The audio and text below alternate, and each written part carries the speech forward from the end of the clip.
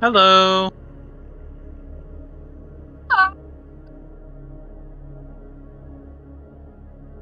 Alright, I'm gonna turn to something a little bit less ominous for now.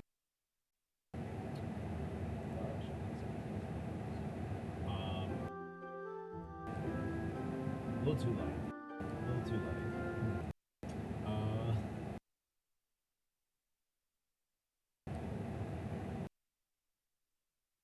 it takes a little time.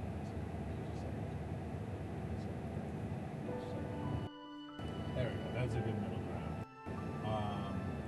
So yeah, last we left off, the party had returned to Cell, having saved a man from a tower at one of the forts.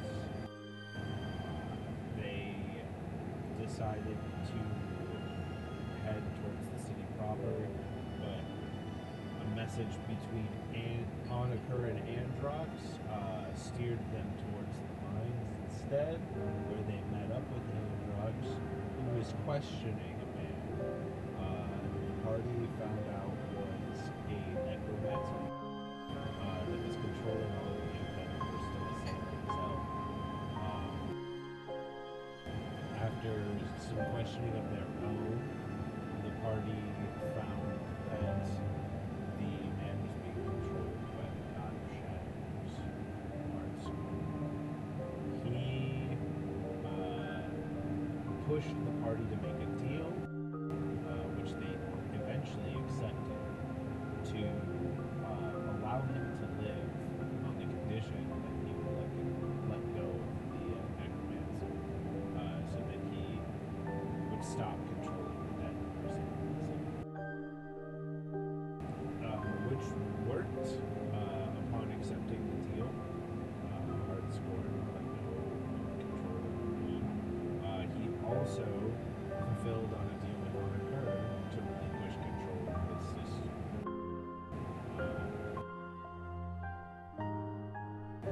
Okay, music is louder than the noise.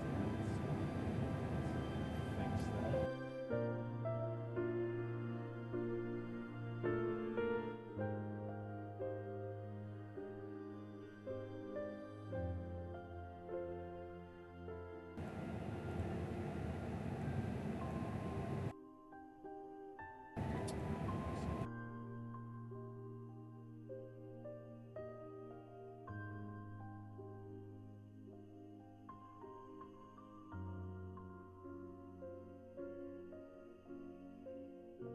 Hopefully that sounds a bit better. If I can use it. This is something that I'm realizing is that my mic that I'm using, while it isn't like bad, like terrible or bad or anything, it's like um, very quiet for some reason.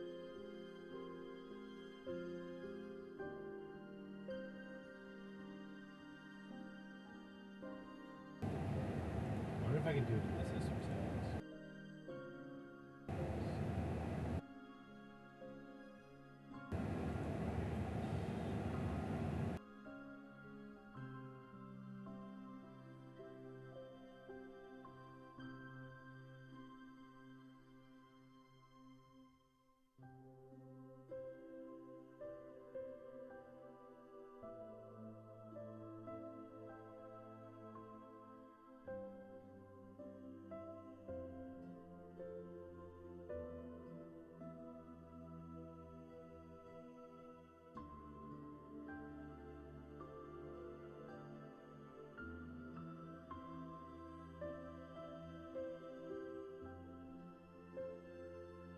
So in other news, I found out that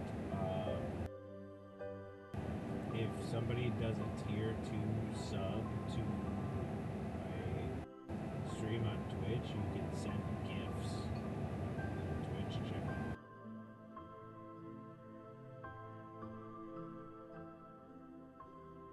That's cool.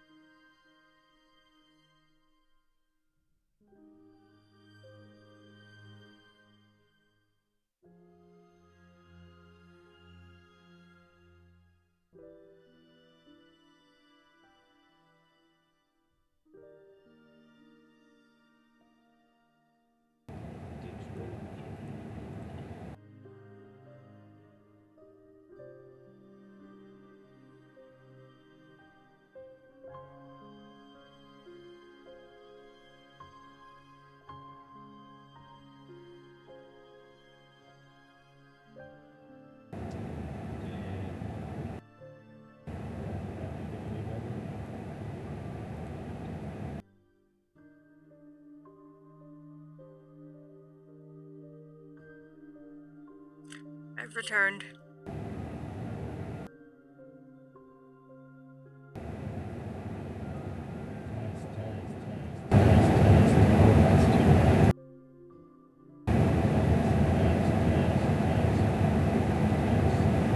Is that a good spot? Do I sound good in stream? Wait.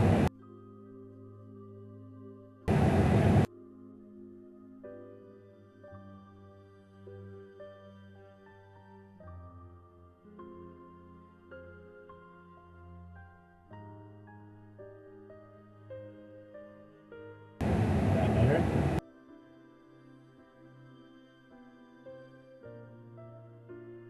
Ooh, no.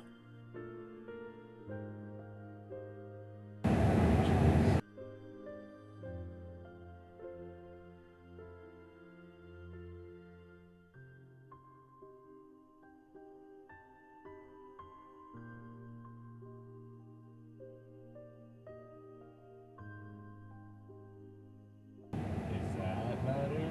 No, that's not the worst.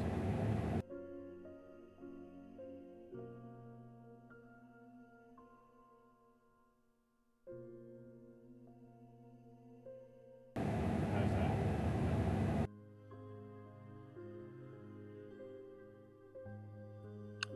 I can, like, hear something like a fan in the background or something. Oh, it could.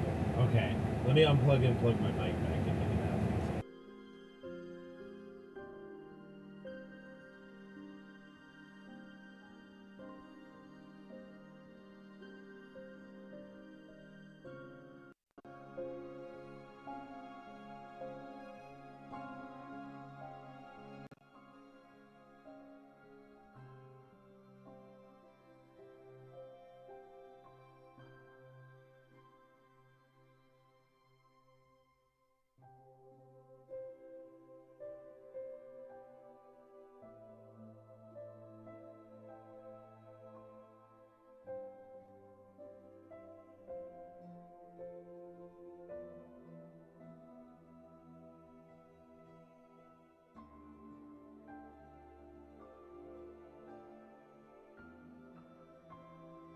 How do I sound now? Do I sound better now?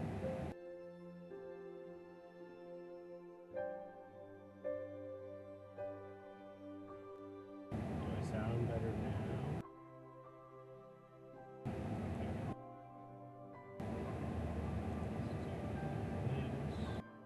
You sound quiet, Rose.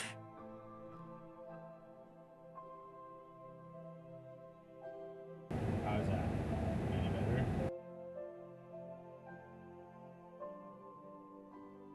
I don't understand.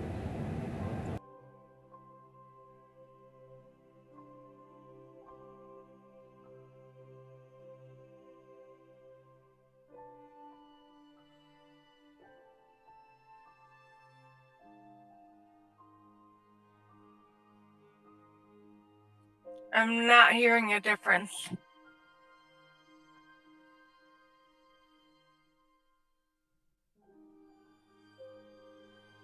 Stream. You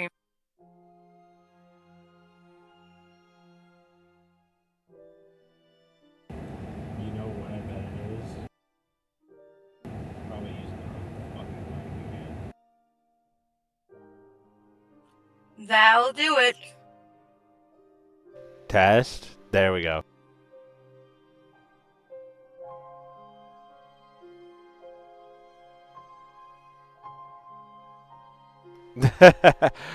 You can hear me again.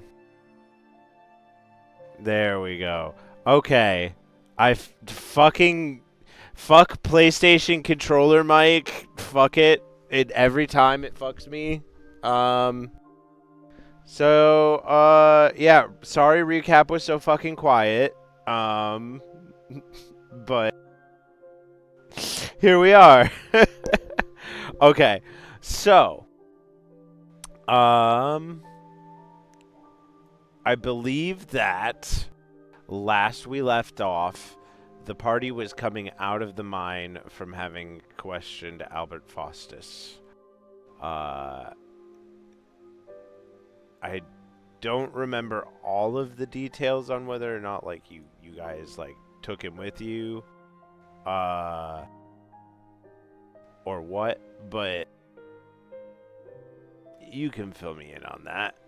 So we'll pick up as you are all leaving the mines. In the back of your head, I'm sure, sits the deal you just made with the God of Shadows to let him live through whatever nightmare he sees coming.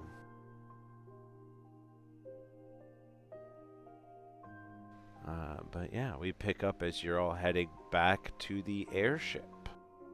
The USS Frog Skipper, which of course stands for Undying Skyship.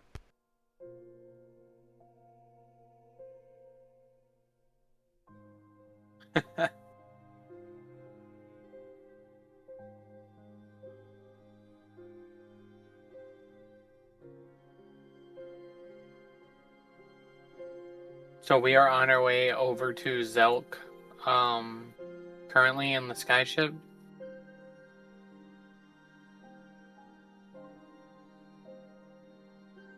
Sure, yeah. And you were trying to learn how to fly the thing from Derek, Oh yeah, right? I'm still hanging out with Derek. All right, so how am I gonna make you? Do you remember what I had you roll last time? Is it a performance check? I don't know about that. That doesn't sound right. Let me check. Investigation? No, that doesn't seem right either.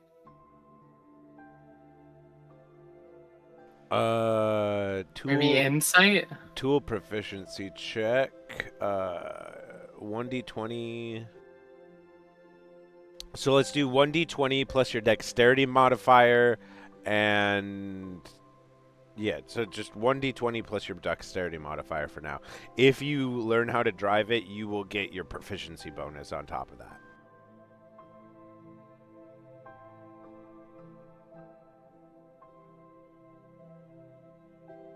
Alright, not the worst, but could have been better. All right, so you're all riding in the airship towards Zelk proper, and Meep's in the pilot's cage with the mouse folk Derek, who goes, you know, you've been watching me do this for a while trying to learn. Why don't you give it a shot? Meep steps up to the wheel, and everybody on the ship can feel it just a little bit as the ship kind of like sways side to side a bit more than it has been.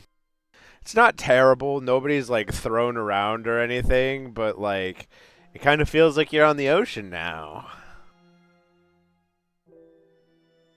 It's not too bad. I'm doing my best. You haven't crashed, and you haven't lurched the ship at all, so you're doing pretty good, Derek says to you. Well, thanks for teaching me. This is pretty cool.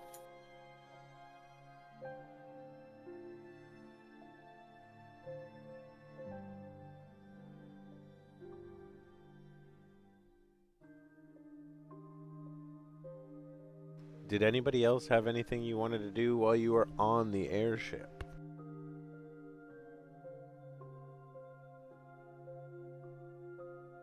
Other than make sure I have all my materials together.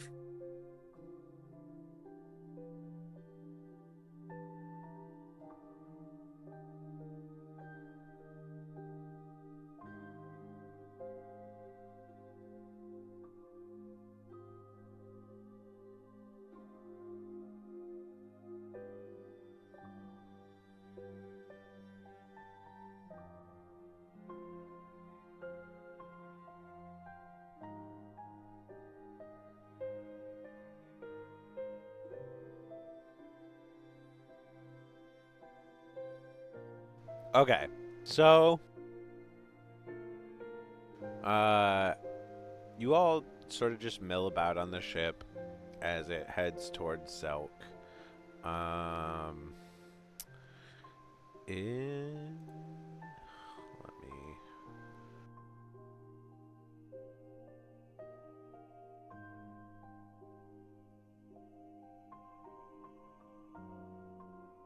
It probably will take about 5-ish hours for you to get from there to there. So it's early evening by the time you guys are pulling up on the city.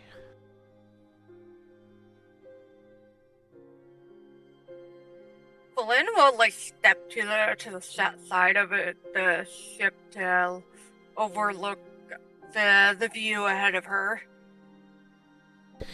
It is rough. There are piles of corpses. Some are moving like away from the city.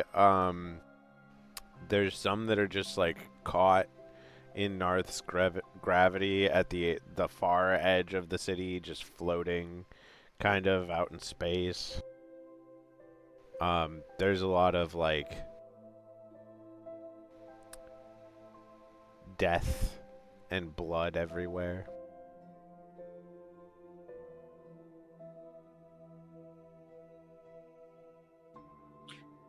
She like clenches her fists on the wooden deck, and she just like so much needless death.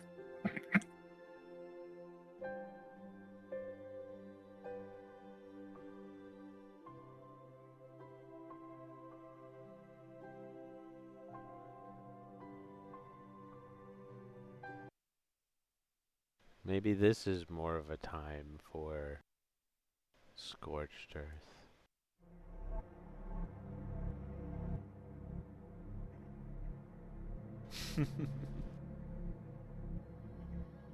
Yeah, I mean it's not quite the Zelk you remember. The outer wall, the stone is like stained from where the horde had been like just beating against the stone. Um, there's bloody handprints higher up, as if at points they were trying to jump and climb the wall. The great wooden gate lies in pieces as shambling corpses walk their way out of Zelk over the boards. As you get close enough to see the market, you can see a few citizens that have been holed up inside of various buildings out in the street, once again looking very confused as they're just all trying to figure out what's going on.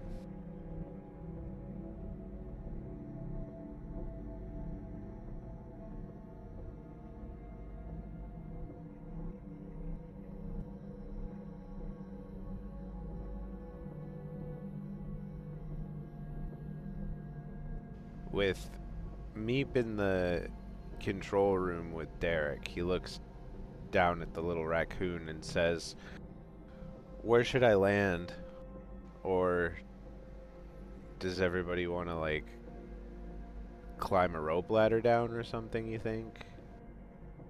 Are we close to like a high vantage point, like a tower or something? Are you Uh, are you in the cockpit with them? No, I was just asking. I mean, all the dead seem to be gone. I don't see why we wouldn't.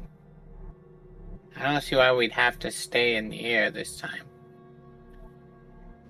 I mean, they're not aggressive anymore, but That's true. things can change. Yeah, just to be on the up and up. I mean, I'm sure we could descend a rope or something. What did the party do with Faustus?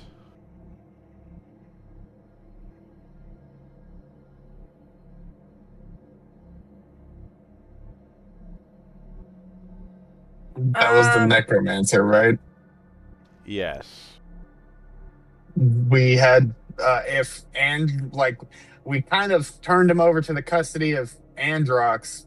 So if Androx is with us, I'm assuming he'd be on the ship too, at least until we can get him to a place to be held. Androx would have stayed behind at the mines because he's trying to get everybody there to head back to the city. Okay, then he is with Androx. Noted. Thank you.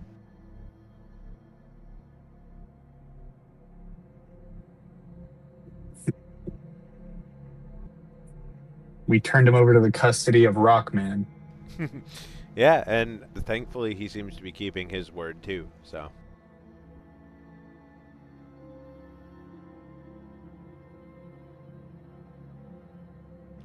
But yeah, Derek points out, well, he doesn't point out. He explains to Meep that there is a,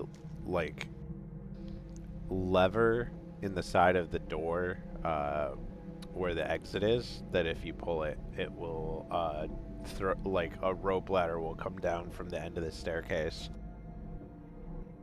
Okay, sure. Are we close enough for me to use it? You'd have to leave the cockpit to go to the door that is the exit door. Cause it's on Oh, the I side just of the meant ship. are we physically close enough to Zelk to Oh, yeah, for you me guys to are release the hatch? pulling up on the outer wall. It just kind of depends on where you want to land at this point. Okay, yeah, I'm gonna go ahead and once we get over the outer wall, I'm gonna drop down the back door with the rope ladder and just kind of tell Derek to hover for us.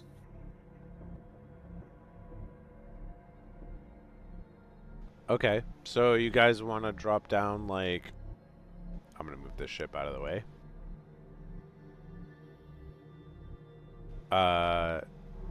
In the training grounds or the market? I think wherever the most people are, because we're trying to find Bay, and I imagine Bay would be among those. Okay, it looked like the most people were in the market. So, hearing that that's Okay, yeah. where you're looking to go, Derek will give you a nod, and he floats the ship down as close as he safely can to the market, where it begins to hover overhead.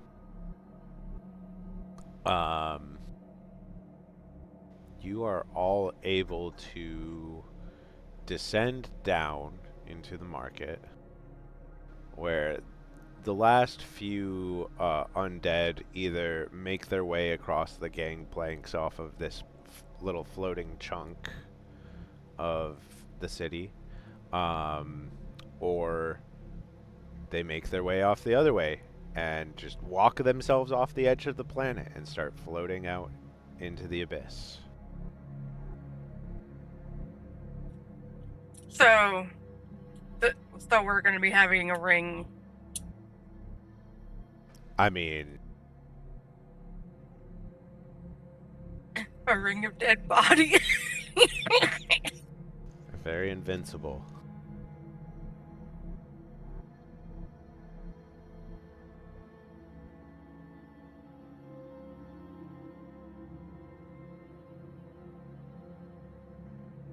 All right, friends.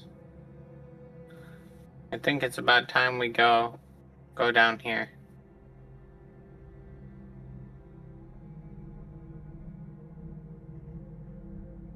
We've got friends that are waiting for us.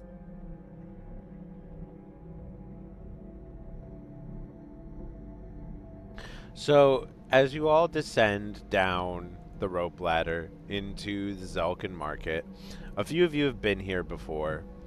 And to those of you that have been here before, it looks pretty similar to how it looked the last time you were here. But it is in wild disarray compared to that. None of the stalls are really standing. You can tell the stalls were set up when everything went bad. because they're all knocked over, and there's just like various goods scattered about, trampled over. There, the air smells foul, very sour, with the stench of the undead and rotting vegetables and such. To those of you that haven't been here before, the Zelkin Market is a slightly wider than average street in Zelk that either side is lined with various colored like stalls that creates a like cacophonous rainbow of a tapestry that runs over the entire street. At this point, though, those colorful cloths lay on the ground. Wooden parts of stalls are scattered everywhere, and much of it is smashed down into the cobbled stone street that is underfoot of it all. On either side of the street are the merchant houses. At the end of the street, there's an inn that most of the merchants who are traveling would use.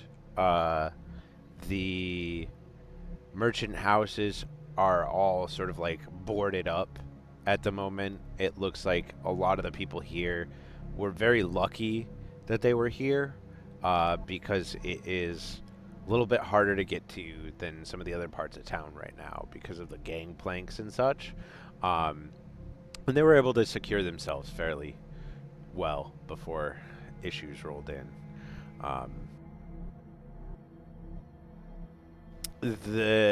As you all scan the bewildered crowd that is sort of starting to clean up the mess, some of them like poking with pitchforks or sticks at the dead, making sure that they're continuing to make their way out. You spot some familiar characters.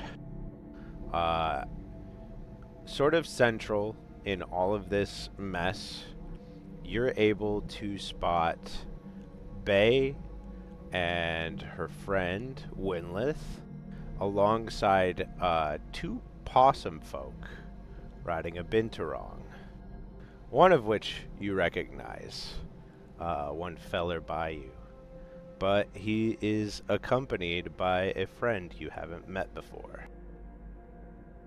A magical-looking possum wielding a scimitar and a short sword.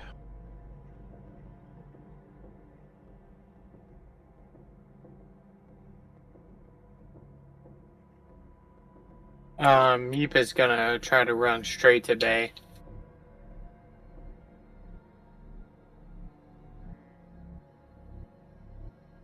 You have to run through a few legs, but as a little raccoon fella, it's not terribly hard.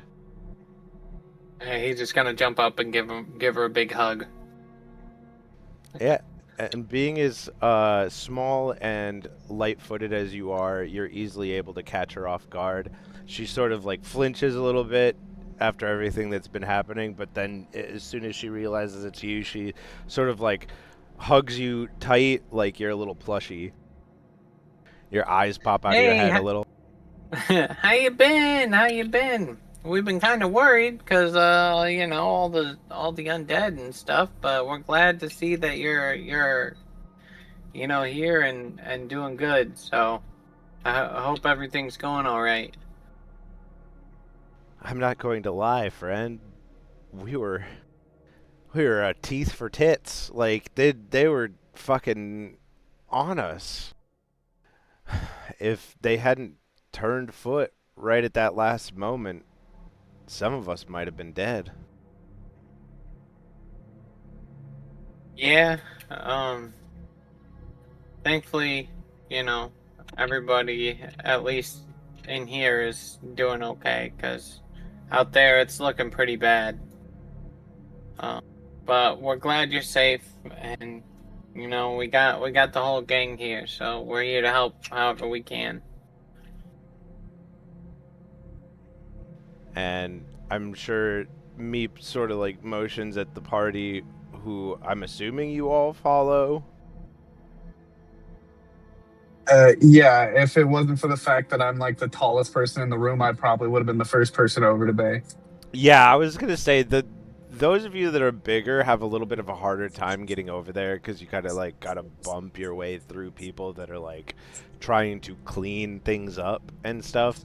But like when they see Anakur and Valin, they recognize you, and there's a level of respect where it's like there's a moment of like, and you get like the thumbs up and they go back to what they're doing. As you all slowly make your way across the crowd to your friends. And as you guys break through the crowd to the group, Bay also runs over and gives Anakur a big hug. We'll definitely like lift her up off the ground and hug her tight.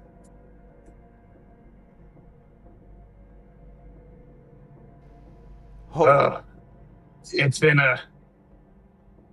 a rough bit, and I can definitely say I've needed that. I didn't know if I was gonna see the morning sun, let alone you, lizard man. Well, I have a knack for being there right when I'm needed. You know, the music goes where the music flows, you know? Absolutely. And I ran into one of your friends and his traveling companion here. You know Feller, right? Oh yeah, feller. I like give him a quick once over and like tap him really quick and then step back, making sure he doesn't explode. Yeah, he like gives you a big beaming smile, but there's like dried blood and like viscera caked in his fur that has, you know, like he's been fighting zombies. Like one side of his banjo is like a little like redder than it should be. Good to see that the old banjo's still doing you some good. And who's your friend here? And are they real? Yeah, you're acting a little weird, Fred. This my associate Ravi.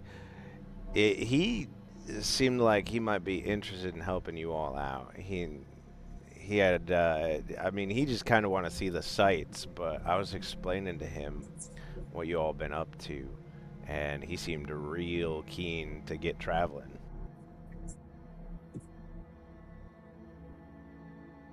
I'm definitely not opposed to having a little company around as long as they can hold their own.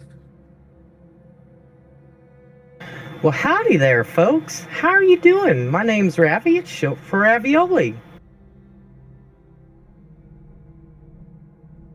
Hi, it's wonderful to meet you. I'm Valin.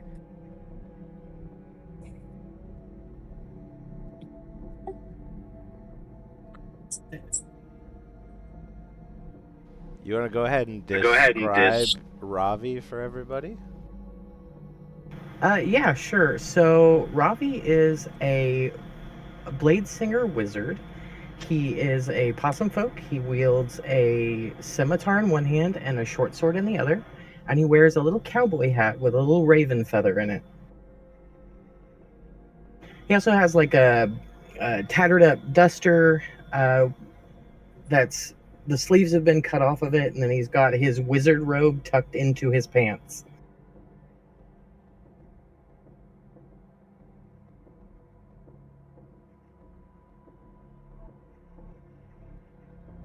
He's definitely got the look of somebody who's ready for trouble.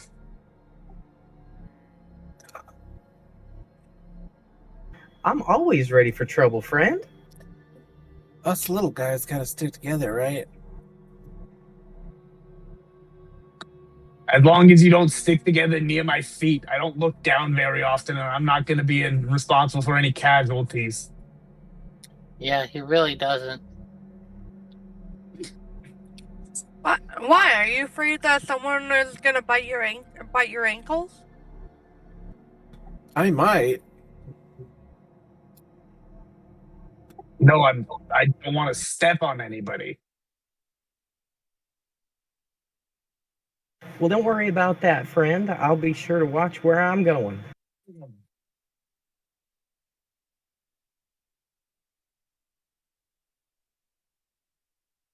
Oh, it's good to have another person join the team.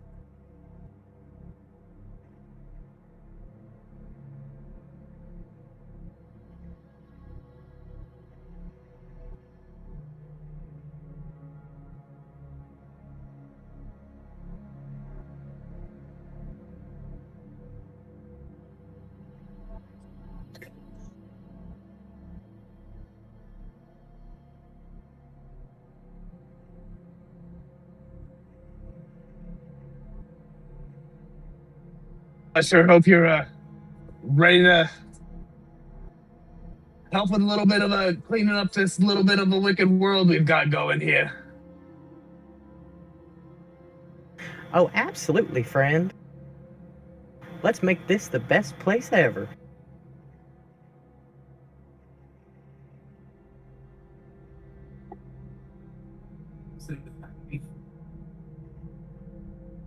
Speaking of improving situations, were y'all responsible for the undead turning toe on us, or? Yeah, had a conversation with a necromancer who had a little bit of an unwanted guest ride along, and had to make a bit of a deal with the devil, but it saved some asses.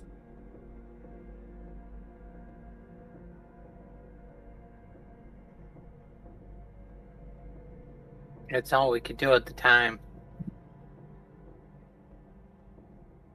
Well, you certainly probably saved us.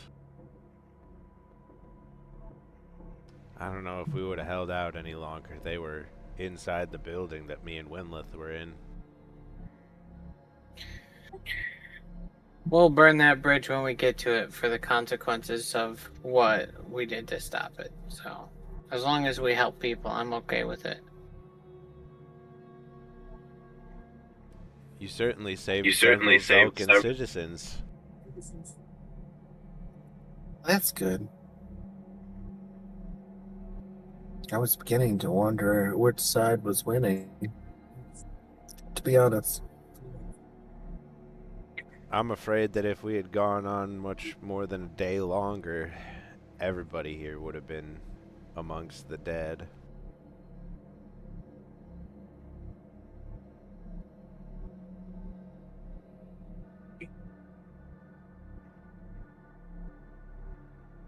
It was getting mighty hairy a while there.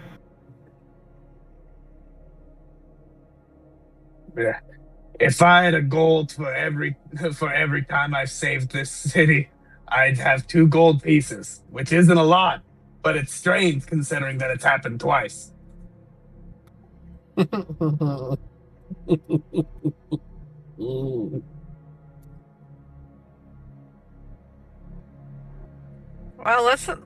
let's do our best this time around and not have to flip a third one.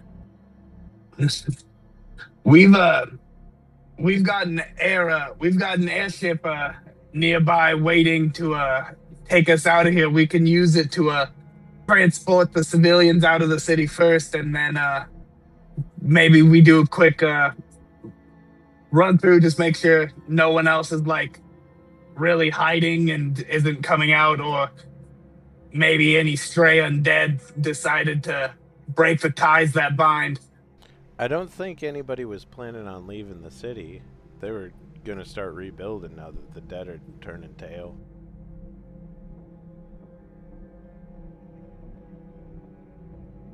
I thought Okay, I guess they'll just regroup here then. I thought that they were going to regroup back with the leader of their people of the city and then come back. Androx was gonna collect everybody from the mines and start like heading towards the city. Because there was like several hundred people in the mines.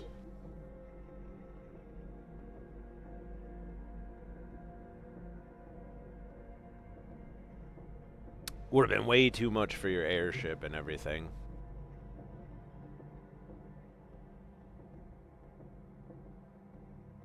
But the intention being to rebuild here. I mean, it's only the second incident that's rocked their home recently. Yeah, I wasn't suggesting that we're abandoning. They are they are becoming sturdy people.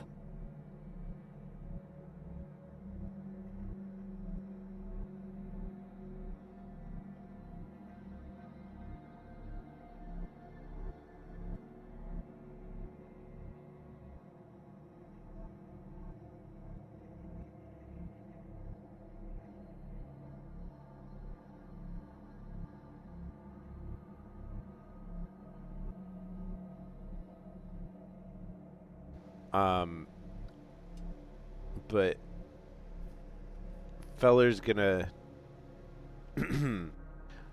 I'm gonna head past the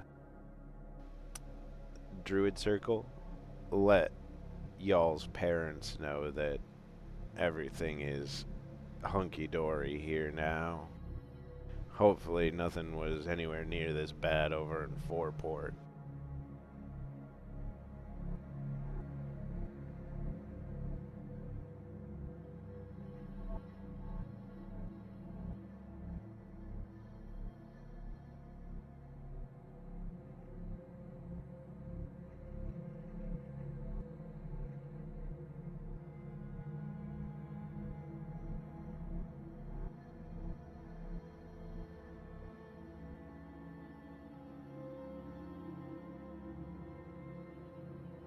Yeah, feller will tip his hat and he like shakes the reins on the binturong he's riding, which proceeds to climb up a nearby wall and dash its way out of Zelk. I'm gonna tap my little fake hat.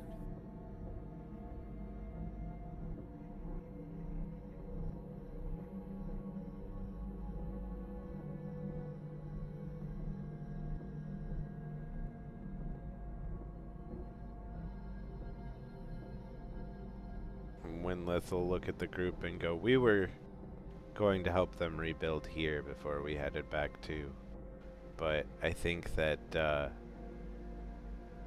knowing Feller, he might end up coming back eventually." He has a way of making his way around.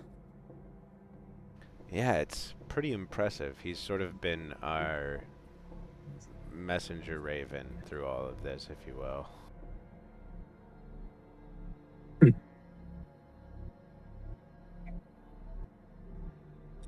Has he been taking care of himself in the meantime? You know, watching that man fight, part of me believes that nothing can hurt him.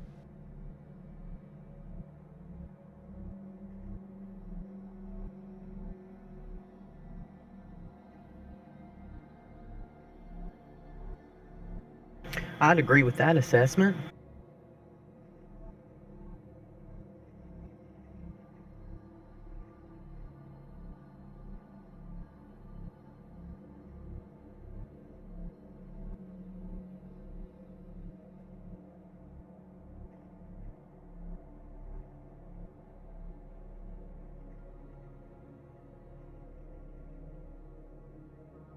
I've only met a handful of these little possum fellas, but they all seem to be traveling heroes.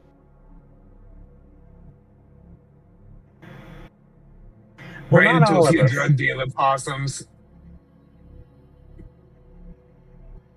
Ran into a few crystal dealing possums.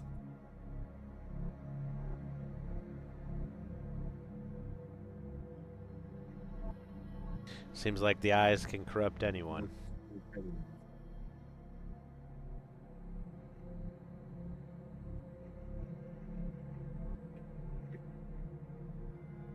They've definitely got a way of getting underneath people's skin, I'll tell you that much.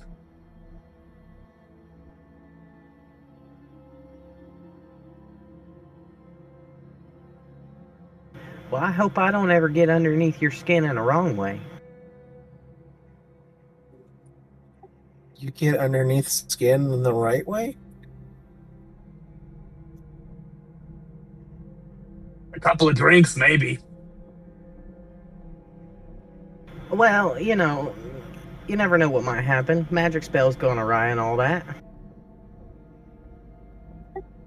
What? What? That, what?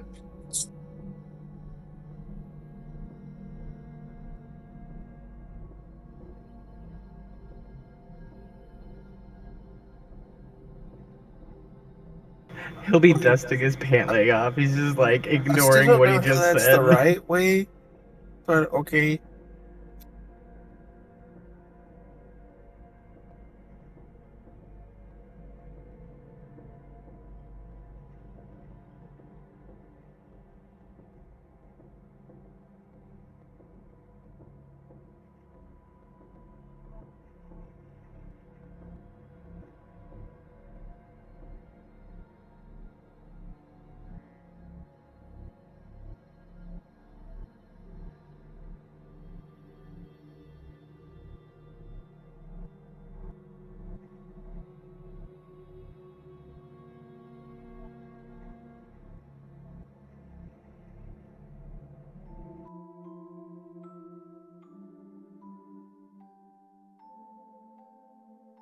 So yeah, you are all having this conversation as you watch a few merchants sort of like begin to piece their lives back together in the background. I'm not sure about. Let's. Anyone with a passive perception of 20 or higher? I believe that's Mika.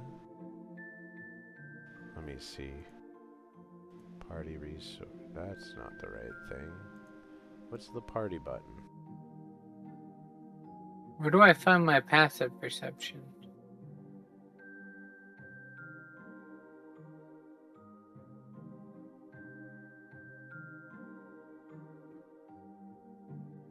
Ten plus the normal modifier.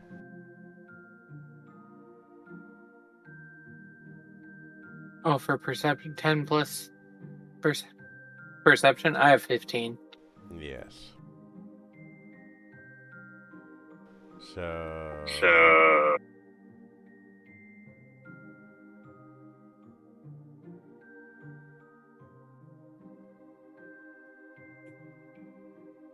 I've got 15. 21. Yeah, so the only one that catches it is Mika. As you're like taking in your new friend, everything that's been going on here and everything, you see something on top of a building to the north here, like the north side of this wall that runs through the area that all of the houses are built into. You see something shadowy flit across the roofs, and it's very clear when it hops from here to here. Just But Mika notices that? Yeah, but it does seem to Okay. be moving away from your group. Whoa, did you see that? And I point. I didn't see anything. Something just hopped from way over there to over there, and then it seems to be moving away now, but I don't know. Should we go What's the check it general out? direction? That way, and I will point. Flynn, like, flutters her wings and start flying up. Can I be able to try to catch it? I mean, you can try. Anybody who looks where Mika points, she's pointing at roofs, and she sort of like points along the rooftop in the direction it headed, from east to west. And Valin, you sort of fly over the roofs all the way to the edge of the city, and you don't see anything.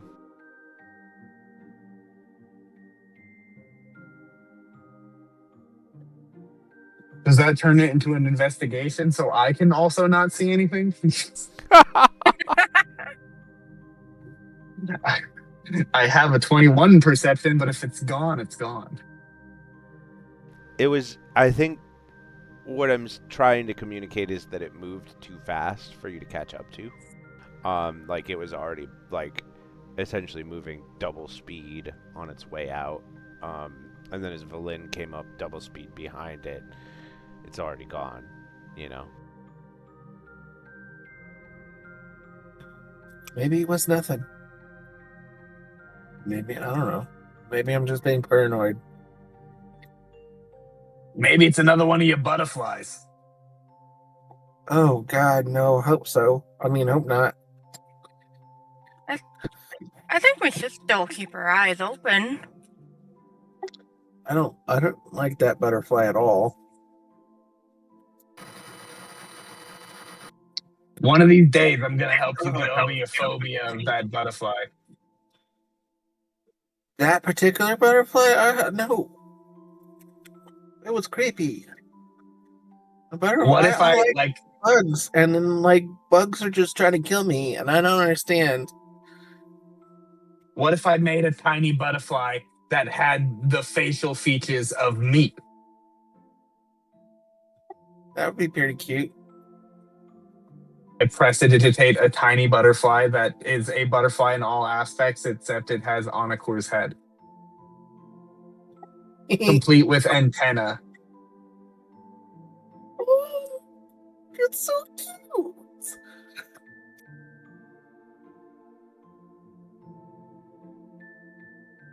That is pretty cute. And it's just like you. Bay's gonna quietly go, I wonder what a butterfly did to offend you such. We don't need to go there. Let's just say, basically, it just made me think everybody was out to get me. It was a bad trip. It does sound upsetting.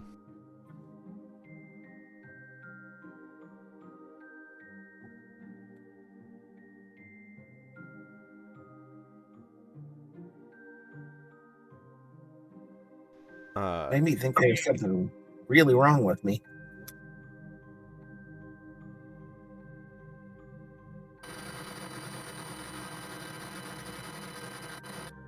You were too busy listening to everything that it had to tell you that you perceived as wrong, that you were too blind to see everything that is right with you, Mika.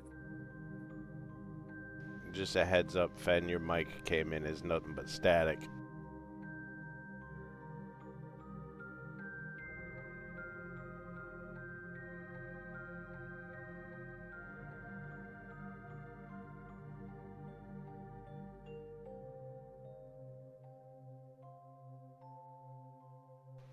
But Mika, you're perceptive enough that when you talk about it making you feel like there's something wrong with you, like you notice Bay look you over, and she goes, "The only thing that seems wrong with you is you don't got a shadow." Oh, right. Yeah. That's another story. We have lots of them. Yeah, I just recently got my shadow back. Looks down at my shadow and it's flipping me off.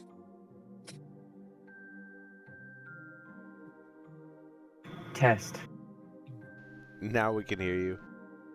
I had to plug it into the back of my computer. My ports in the front are going out. Fun. Maybe that's what's up with mine.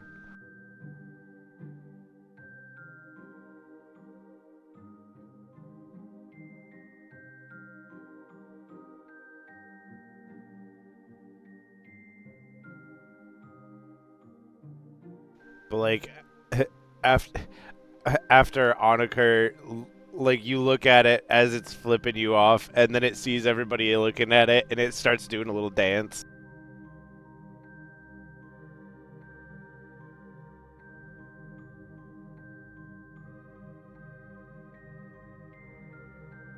And then Bay goes, it seems like it's happier to be back with you anyways. Now, I ain't never seen no shadow do that before. It's a bit moody. It's like that old tale about the fairy boy, right?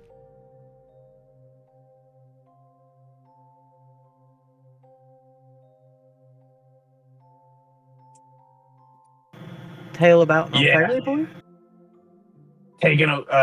Coming to see the little kids and taking them off to that Wonderland or something like that. Flying off to Star Worlds and such. Yeah, fifth star to the left or something like that.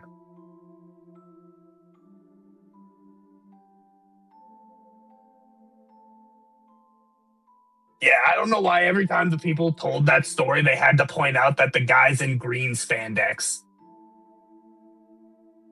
Yeah, and he That's had it. that fairy accompanying him, Tanqueray or something.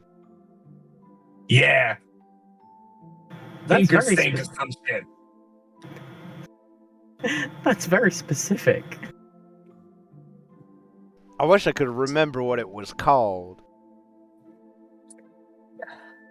The name eludes us all. Philip Pot? I don't. I could have sworn I had one of the children at the church mentioned something like this. God, I can't seem to remember. Porter I read- Pants? I read a book once called Alice, and they went down a manhole. They were a little mouse that went down a manhole. It was kind of weird. They ate mushrooms. Yeah. I always felt that story was just an allegory for drug addiction and drug use.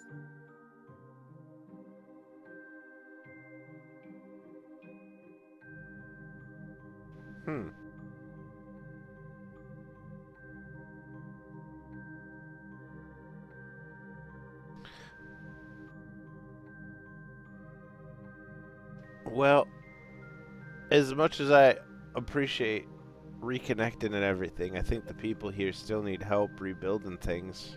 I don't know if you all wanted to lend a hand with that, or... Oh yes, I need to see a forge master about getting some stuff done. So I'm a head over to the forging area and see if I can't help them get set back up. Lynn's wings flustered, and it's like the excitement of helping people. Anyone need any medical stuff? I'm sure somebody somewhere does if you check in with people. She immediately leaves the group and starts talking to like little local people. Boleyn gives me the energy of the kid who reminds the teacher that they forgot to ask for homework.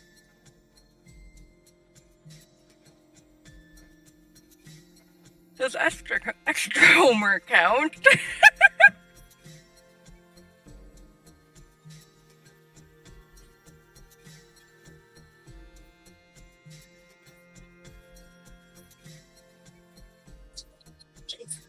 Anakura is also going to be very like he's not going to be like super noticeable, but he's going to be a little nervous that he's trying to like keep the proposal band, like the proposal beads, a secret.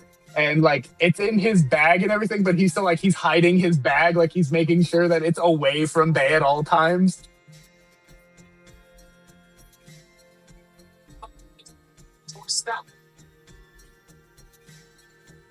And as like everybody's getting around to go and begin doing things, there's a moment where like you're all sort of like looking around, assessing what you can do, and then you like look back to the group to get rejoin the conversation.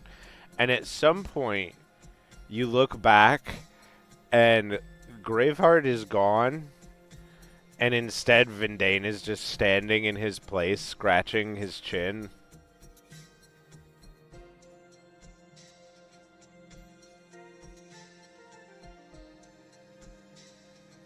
I'm gonna jump because I was right next to Graveheart. Yeah, and We really got to stop meeting like this. you don't know who this man is, but he's like 6 feet tall. He's got like raggedy black hair with like speckles of gray throughout of it, like hanging out from underneath a hood, and he wears this like metal skull mask. You can make out one of his eyes, but the other eye, you can't see anything. There's just like a glint of green behind it. He's very quiet, despite the fact that he is like covered head to toe in this huge black cloak. And at the very end of the cloak are like little jingly bells that hang off of the tips and like drag across the ground. But he moves silently.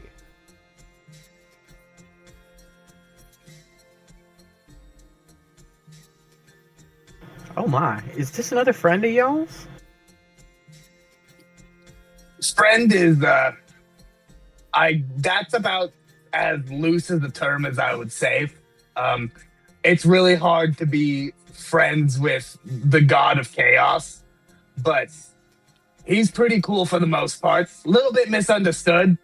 These guys thought he was a bad guy for the better part of the beginning of their journey, but I mean, he was up to some nefarious shit, but he isn't always up to nefarious shit. But he isn't always not up to nefarious shit, so, you know, arm's length and all that. Hearing that, Ravi is going to step back a few steps. Did you say that that's a god? You don't think we're friends? No, I said that's like the kindest term. Like I wouldn't say we're anything more than friends, and I'm definitely not trying to allude to the fact that we've kissed before in front of my girlfriend. Oh, awkward. Sorry. But this is Vindane, and yeah, he is a godling, one of them, and he's coming more handy than not. Don't worry, he don't bite, but he won't kiss you. He somehow like comes down to your level, Ravi, and he holds out a hand. He goes, "Hello, I'm Vindane Sortez. I heard sheep."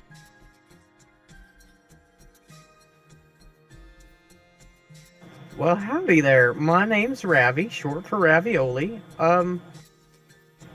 It's very nice to meet you. You're a godship.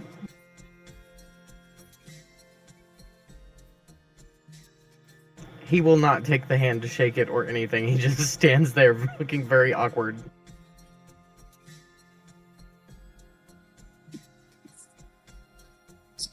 I'll slide a broom into Vindane's open hand and be like, "Are you here to help or just kidnap our friends?" That's right.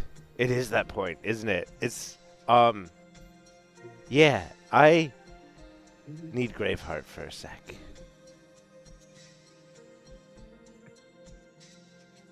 All right. And I assume I assume this is for some greater purpose type thing, and you're not just sending him on like some sort of weird tip run. And you'll bring him back intact, body and mind. Don't worry about the intact part. You can bring him back however you want to. He is your vassal and all that. But don't let Valin get ahead of you. Was his brain right before? No. No. You got me there. He like pats. Don't. He pats Ravi on the head as he like stands up.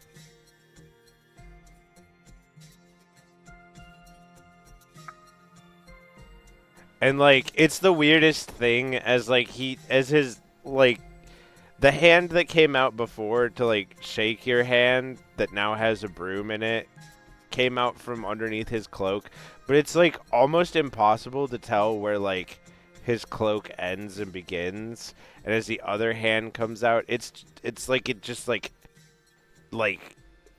appears out of nothing.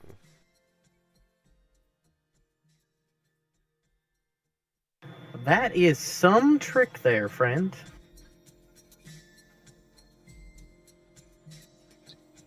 He's full of them. It's his thing.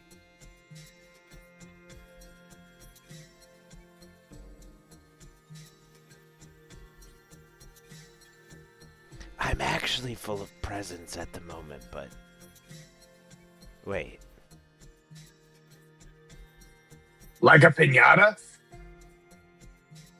Present. Is it presents as in I'm here?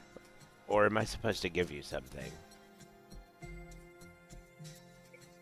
You know, Vindane, sometimes your presence is the present. But if you do have, like, a physical thing to give us, that would be nice as well. Or I'd like maybe a crisp high five. He holds his hand up to high five you. Certainly not a kiss. I will definitely high five Vindane with zero sexual tension. I forgive you for killing me. Understandable. Ravi is going to look horrified at that statement. You what? It's a thing between Baldlings, don't worry. I don't experience time in the same way you do.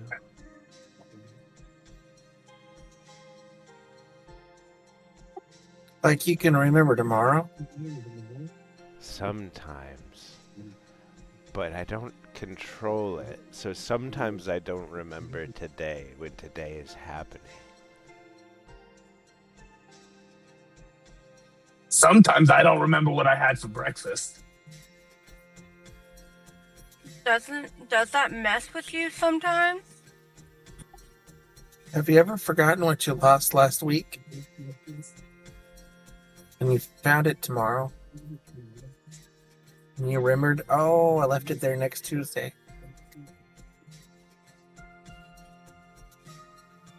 Who? What? Huh?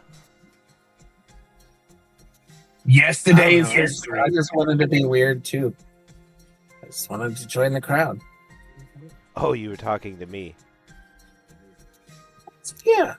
Well, today I remember 3 years from now.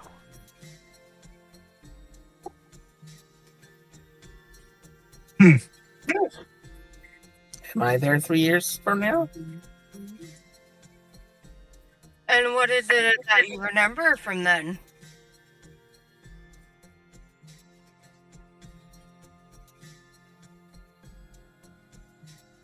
Oh. I bet tea tastes really good 3 years from now.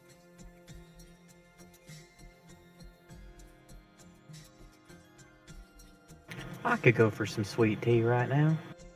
You like what? Sweet tea? Yeah, ice cold sweet tea.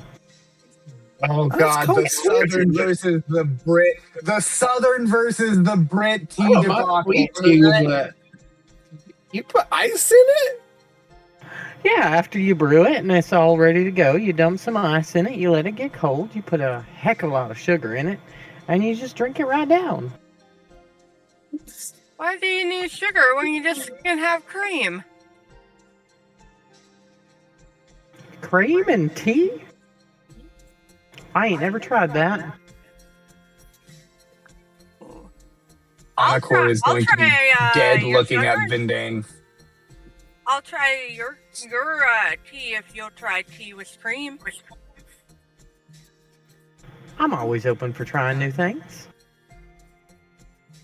Just don't try tea from salamander. I don't think it's safe for mortals.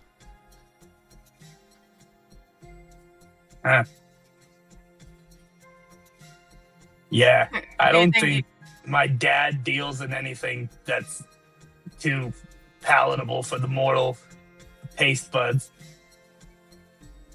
Does he eat lava? Man, I should have asked him. Gems, I think. That lucky bastard can eat rocks. Son of a bitch. You can't yet? Yet, there's hope. Alright, where is the nearest looking rock? I mean, there's like rocks everywhere. There's like rubble and shit from the dead fighting. I'm sorry, I'm not eating hepatitis rock, okay? I'm not eating blood splattered rocks, all right? I have Otakur has a standards for refined my first palate. experiment.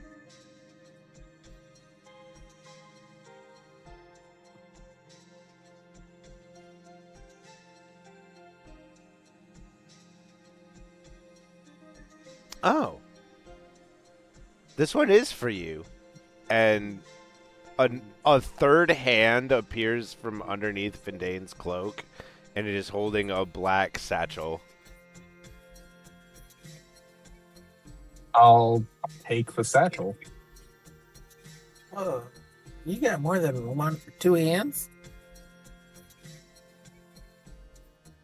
He looks down, and as he looks down, all three hands disappear underneath his cloak, and he goes, I had my hands out? Yeah, all three of them. That's cool. He, like, throws his cloak back and looks at his hands, and as the cloak goes back, he's in, like, all black leather with all of these belts across, like, his chest and his stomach. There's, like, crossbow bolts, bandolier style through some of the belts. He has, like, a small hand crossbow on his hip and a rapier on the other hip. But he looks like a normal guy. He looks like he's human. Ravi takes his hat off and starts fanning himself. Oh my.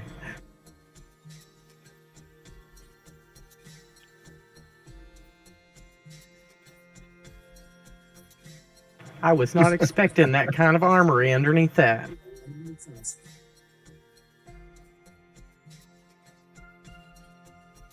But on occur as you receive the satchel, it is a bag of holding.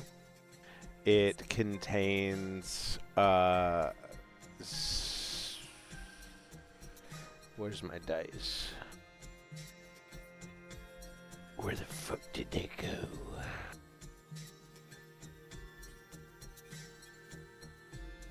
There it is. It fell in between the bed and the wall.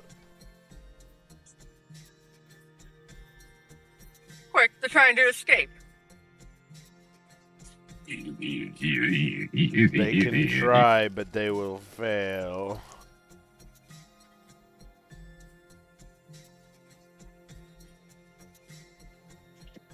Alright, there is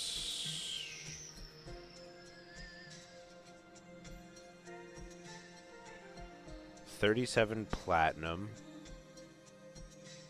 Swerve. And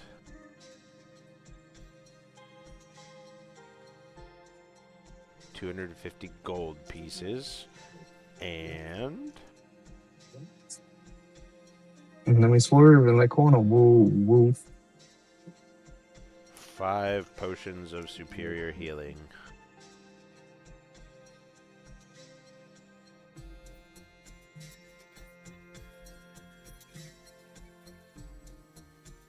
Alright, just to be sure I heard correctly, you said 70 platinum and 50 gold?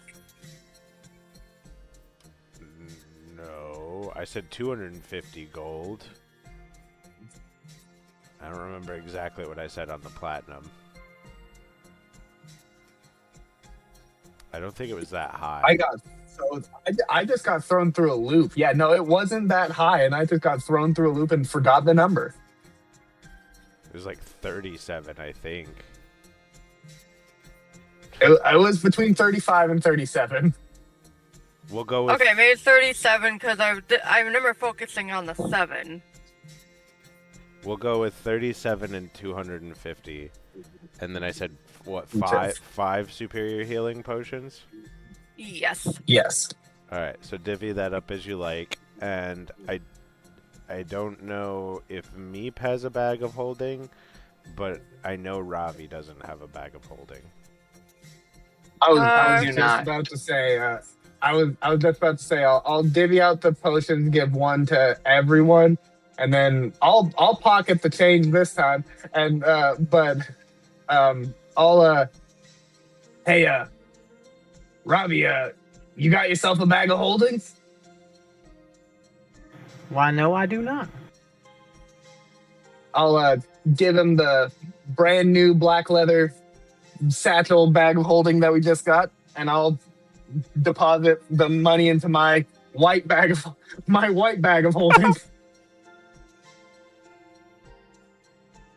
Dang, that's cool. I didn't even get one of those yet. Meep, you are the bag of holding. I'm not sure what that means, but I agree. It means you're full of so much grapes. True. Vindane true. looks at Meep and goes, "You don't have a bag of holding yet?" Nope. I don't really He's a simple carry druid. much. He came at it. Yeah, he kind of came to our aid at a last minute's notice, so he just kind of was given a basic adventurous pack from the Druids Covenant and came on his way. Vindane shoves his hand in a, pouch on, like a belt pouch, around his waist. But, his arm just keeps going, like TARDIS style, like it's bigger on the inside. And you actually hear the sound of, things clattering against each other as he's arm is down in there. And then if he withdraws it and pulls out a dark red leather satchel that he holds out to Meep.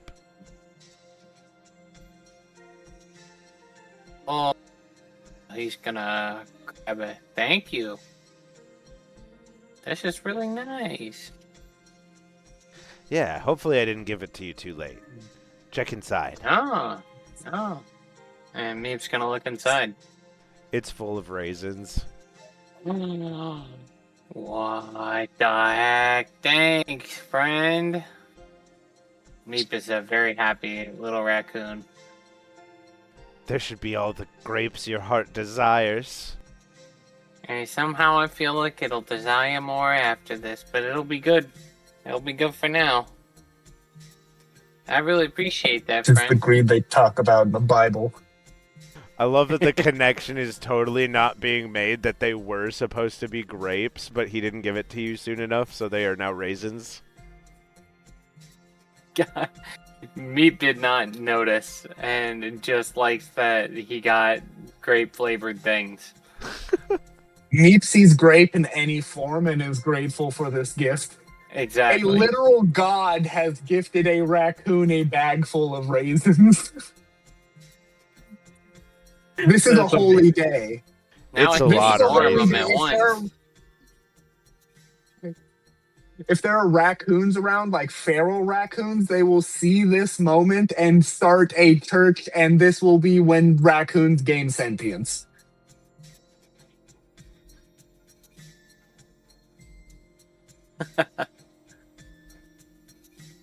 Your raccoon Moses.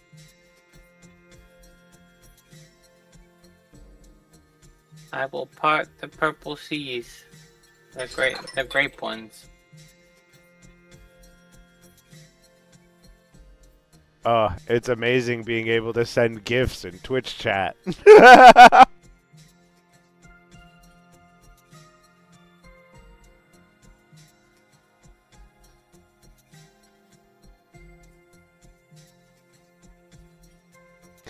But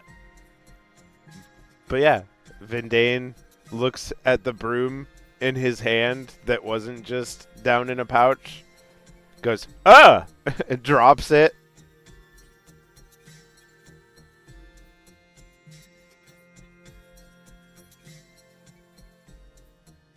Thank you again, Vindane, and please make sure that our friend / your vassal remains with most of his feathers intact.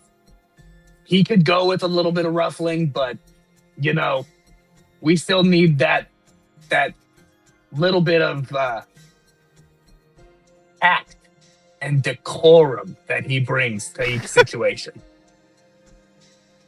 Yes. I just need his help holding back a tsunami on Lumeria right now. Oh, what? Where now? That's a quest for another day. That's my quest. Graveheart's quest? Our quest? What day is it? Yes, and then Anakor is going to pull Vindane into a hug. Stay crazy, you bastard. He's just lost in thought and doesn't even react, but doesn't resist. It's like hugging a weeble wobble. It just holds itself upright. Yeah, and because he's under his cloak again at this point, aside from like one arm that he has out, like sort of stroking his chin, like the middle part of him feels like there's almost like nothing there at all, like you're hugging mist.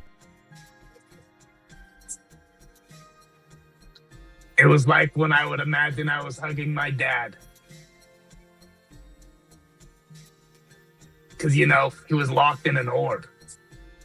Oh yeah, that's who I need to ask next. Thank you for reminding me. And then he starts to sink into his own shadow. Wait. If you're going to see my sister and my dad, can you take something to her for me? The one eye of his that you can make out narrows. But he stops sinking into the ground for a moment. I'll take out the like wrapped up eye from that heart shadow or whatever that shadow fuck gave me, and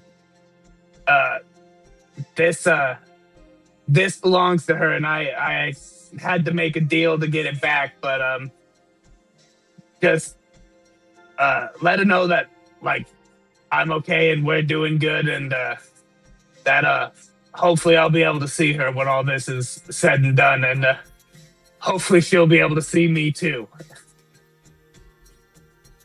He takes it from you and looks at it, and he goes, I wonder if he knew. Sometimes I wonder how much our powers cross over.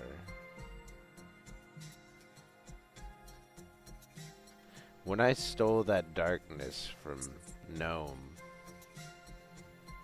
I think I became a little bit like that. What was I saying? Oh, right. See you later.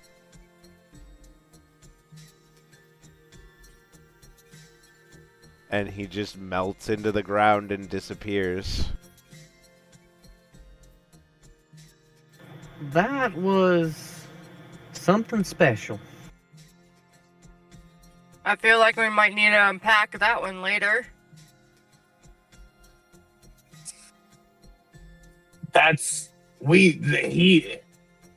Every conversation with him is unpacking more and more of whatever traumas.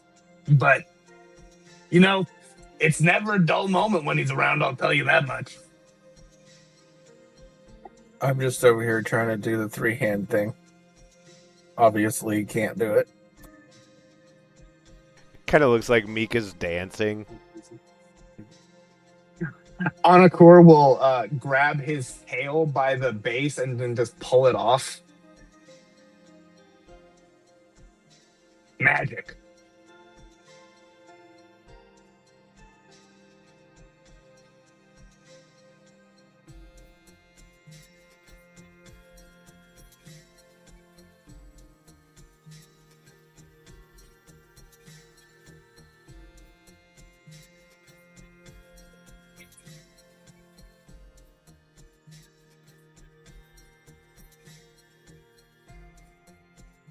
Well, I guess we better get on helping these people here or moseying our way down, whatever we're gonna do. I've got a forge to go light.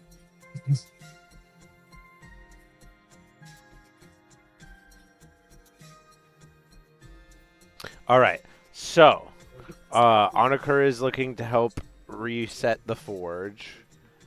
Valin is looking to heal people. What do the other 3 members of the party want to do while you are helping everybody?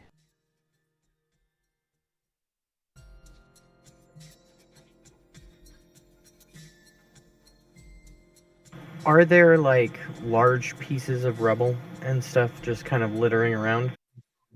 Or is it all small stuff? I don't think there's anything huge. Because, I mean, like, a lot of, like, I know that it looks like this place is all, like, torn asunder and shit, but a lot of that happened a while back. So, like, there's not much in the way of rubble. A lot of the cleaning up is being done with, like, there's small bits here and there.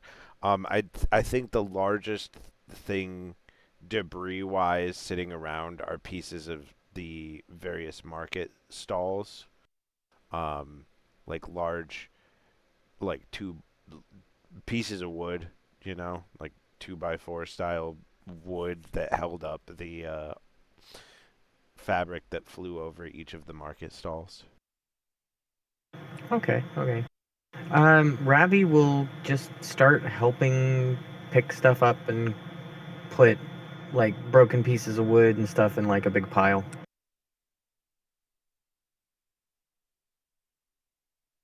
All right. Mika and Meep.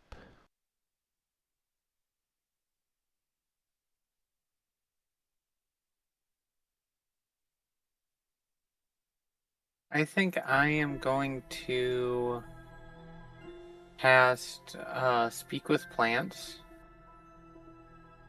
and have them start to kind of move everything out of the way, like start to clear up debris.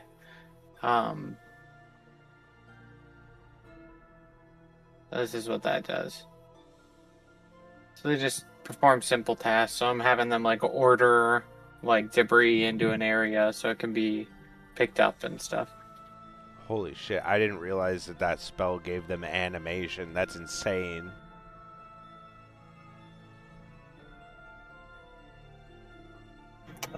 Foundry just reloaded for me. Only simple tasks, though. Yeah, but that's still fucking crazy. I mean, like, it's not like you can use it in combat or anything. But so, like, Meep casts... It's the misconception that people think that when you're casting, like, Speak with Animals, you start speaking the animal's language. With Speak with Plants, you're making the plants be able to speak, not you able to speak plant. You're just Yeah. giving the plants sentience. So it's just like you're thinking, oh, speak with animals. You're speaking dog. No, this would be you making a dog speak English. Well, I knew that it was like you cast it in an area and like all the plants in that area could like speak. I knew that part. I didn't realize that it allowed them to fucking ambulate. Like You have locomotion. that's crazy to me. Like that's so, like I'm like whoa. But yeah, you all watch as like Meep casts this spell and starts asking all the little plants in the area to help out, and the dandelions and weeds growing in the cracks of the road start pushing fucking pieces of buildings side to side and shit. Fucking a part of like a stand like moves across the ground as like Ravi's riding on it holding another piece of something, and then like vines are coming off of the buildings and like moving stuff around, and like it's a huge help.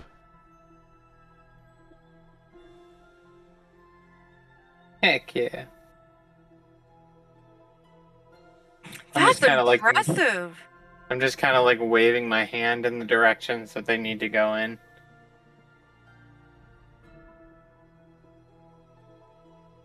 And what did Mika want to get up to?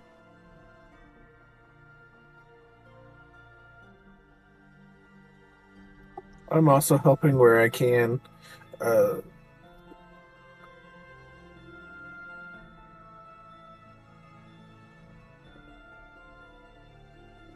Okay. You start pitching in where you can. Somebody directs you over to like the wood that's being piled up, and you get grouped up with some people like sorting things to make sure that like what can be used again to rebuild stalls is set to one side, and there's stuff like you're able to like burn some of the other stuff in some of the houses to warm things up, or like patch some broken windows and things. We could trust Mika with a hammer and nails, right? Should be able to. Absolutely.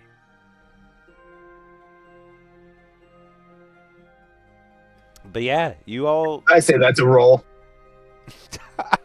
I think she's dexterous enough to wield a hammer. As long as they give her a mouse folk sized hammer. But yeah, you all work into the evening, helping people put things back together. And by the time that the sun finally goes away and you are draped in the light of the city streets, seeing the stars above and beyond, you feel like you're back in Zelk. Like the market looks like the market used to look, except for kind of like patchwork in comparison.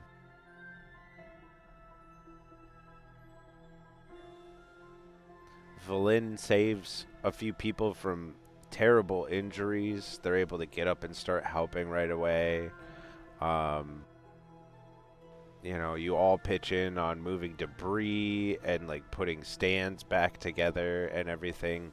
And at the end of the night, in the center of the market, they have this big bonfire where any of the food that they're able to salvage that wasn't like trampled, that, you know, might spoil soon, that's been like held at the back of buildings and stuff that was intended to be sold like a week earlier, they prepare everything into this big sort of like potluck feast. And there's all sorts of Zelkin food to go around. Breads, like flatbreads and whole grain breads, bagels, muffins, all sorts of baked goods, corn.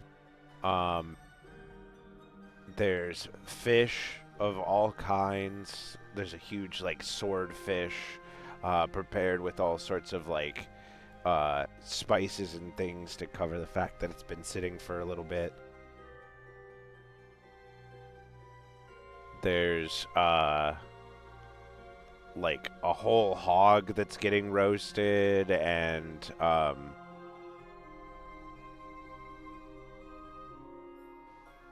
like the old lady who runs the fabrics stall is handing out cookies that she just baked today. So there's warm, fresh cookies.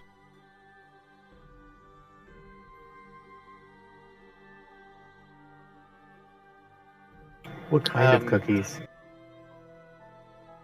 So Is it oatmeal raisin? so many kinds of cookies. There's oatmeal raisin cookies, white chocolate macadamia. There's monster cookies.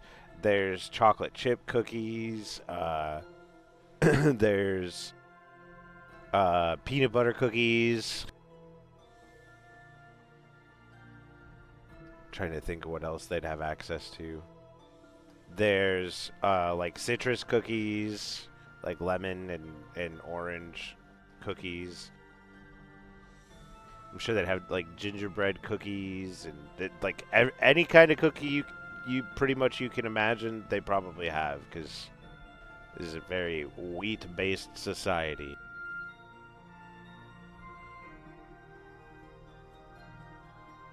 Meep is gonna eat some cookies. Some of the oatmeal raisins.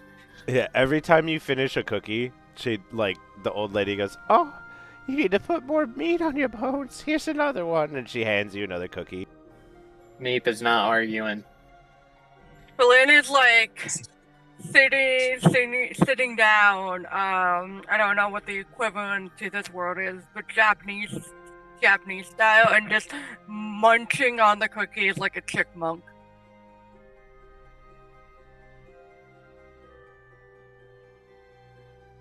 You mean you're like sitting on your knees, or are you like Sitting on my knees. I mean, I'm sure that that's pretty common in the church that you grew up in. People sit down on their knees to worship and stuff. You are sitting prostrate. Yes. Hey friends, I think I'm gonna have to hop off. I have to get some stuff done around the house because I'm gonna be out of town tomorrow. Alrighty, we'll try not to do anything too important without you. Okay, I'm sorry again. I was hoping that I would be able to play longer, but I got a lot of stuff on my plate. We're leaving really early. So. Shit happens. All right. I'll see you all in a couple weeks. See you I will then. catch you See ya. later. All right. Bye-bye.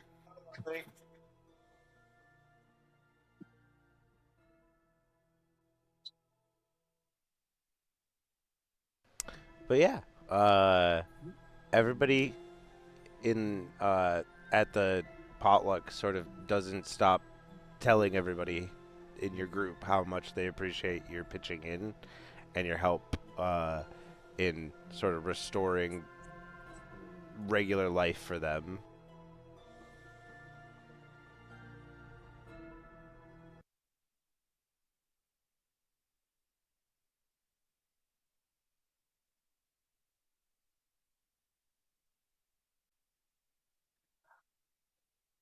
Anakura will still be at the forge.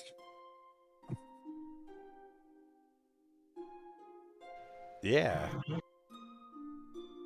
After you help them rekindle the fire in the forge and re-secure anything that needed to be, and set up the stall and all of that stuff, the guy goes, "Oh, I'm heading to the potluck. Did you want to come along?" And you're like, "No, I'm gonna stay and use this." And he goes, "Well, have at it. Use whatever you need. Appreciate your hands." It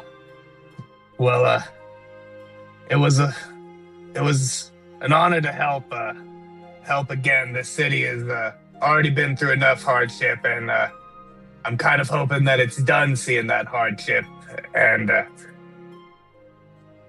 being able to use this forge is definitely all the thanks that I'll need from you. From what I hear, Master Androx has some very impressive plans for Zelk's future. Oh, I'm open. We got ravens just yesterday, or just earlier today. Why did I say yesterday? Just earlier today that they were on their way back from the mines, and they were bringing stone with them to help repair the wall. Good. That's much needed. Seeing the face of Zelk get rebuilt will definitely do good to help the people.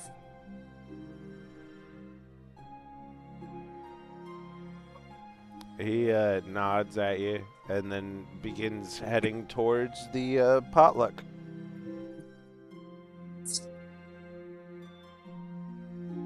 Anakor will take this moment to remove his top layer of clothing and then just put on like an apron. So he's just in pants and an apron.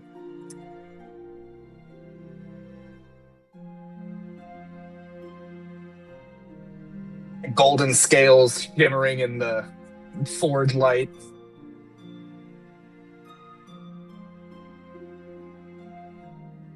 Takes out all of the materials that he has collected so far, and given what he has, he's gonna start with the metal, because that's probably gonna be the thing that he actually really needs the forge for.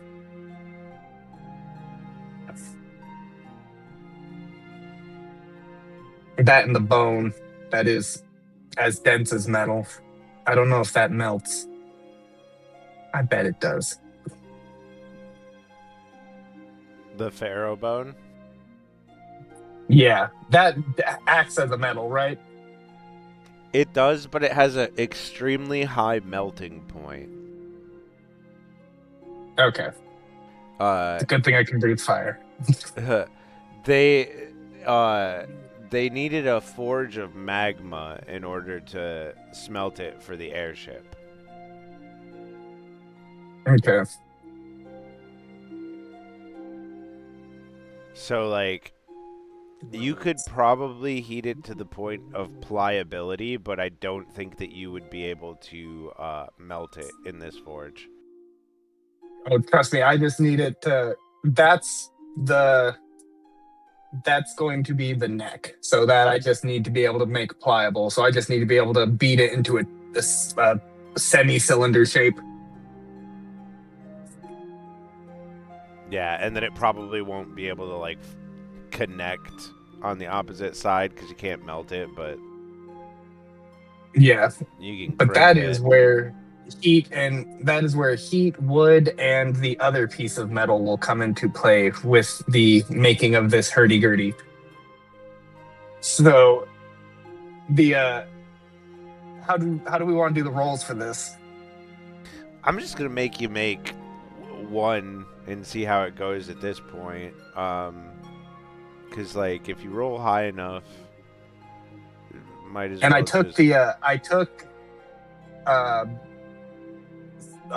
the feat that gave me the ability to have proficiency in smithing tools and I believe jeweler's tools was the other one I took. So role playing wise, I imagine the way that worked is like while you were helping them put things back together, there were just these smiths like sort of teaching you how they use everything like while you were helping them rebuild, and you're like, oh, okay, now I know how to do that. Yeah. And then I just took just a set of smithing tools. Like he probably handed me a basic set of smithing tools. Teachers trades. Yeah, he did say that you're allowed to have at whatever you need as well, so. Okay. Smith's tools and wood carver's tools. Okay. The wood carver's tools is important because I'm gonna need some wood I'm gonna need to use just like kind of, because I have the pharaoh bone, I have the special metal that was I'm sure from the gift of Valin or Vindane, And then what other? I know I had another material on me. Let me check my inventory.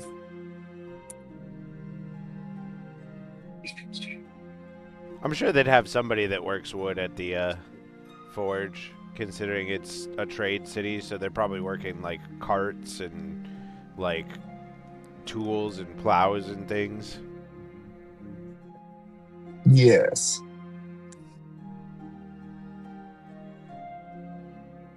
I do have one more shard of the geode from Steve. I'm going to use that as the bridge.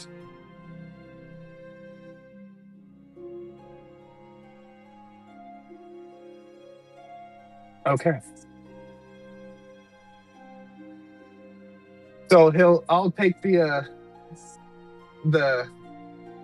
fate metal as I just named it in my inventory, not the pharaoh bone, but the other metal that I was given. I just named it the fate metal. And I'm going to start by melting, or not melting it, but heating that and making that to where it's pliable so I can beat it into a disc shape. What are you trying to work into a disc shape? The fate metal, What?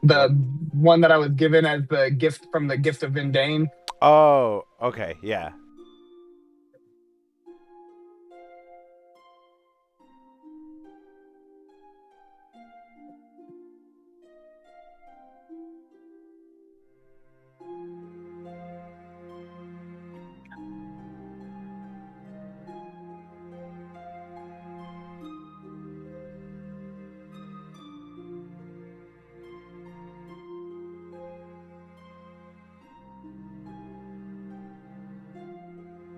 Alright, sorry, I was fixing something there. Oh,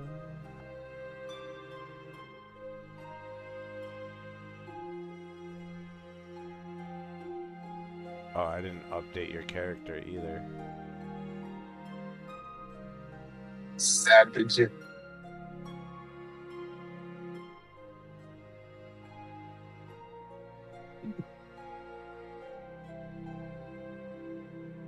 There we go. Alright.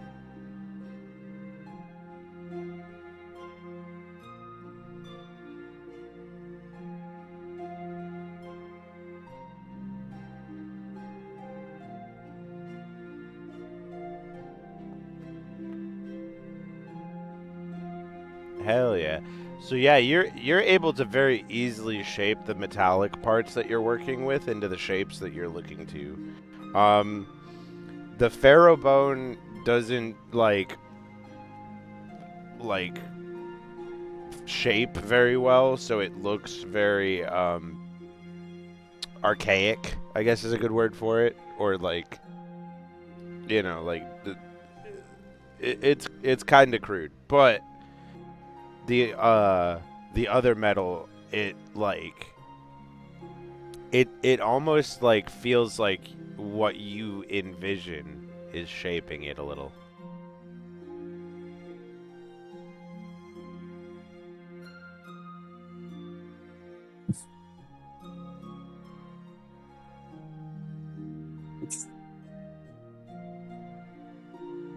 As I start feeling the two pieces starting to like work, and the one metal is like just shaping as I'm willing it, essentially, I'll then take the moment to kind of like get the two pieces together, and I'll take the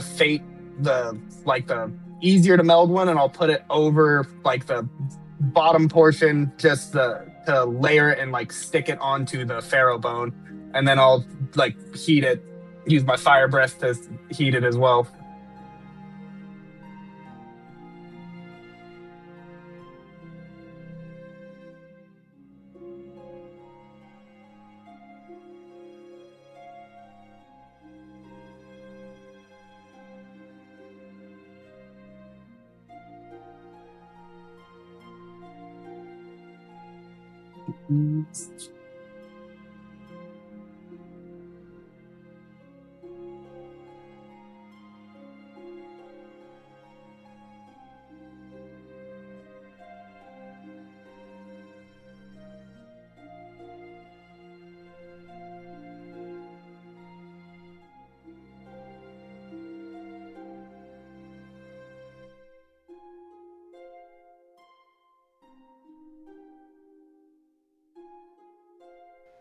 And then you said you had like a wooden part that you were working on as well?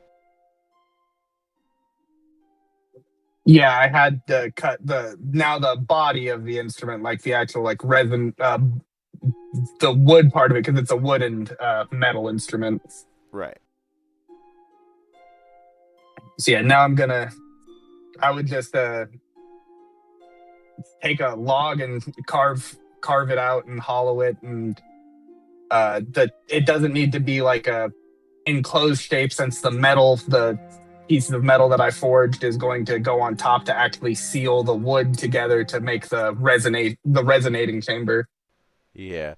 As you look over what's available for you for wood, uh, I'm sure you look for like something that isn't like huge, because like it's not like you're building a cart or something. You're looking to make an instrument. Um, a few pieces catch your eye.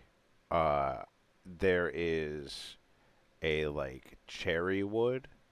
Uh, there is a pine, and there is a cedar for your options of wood.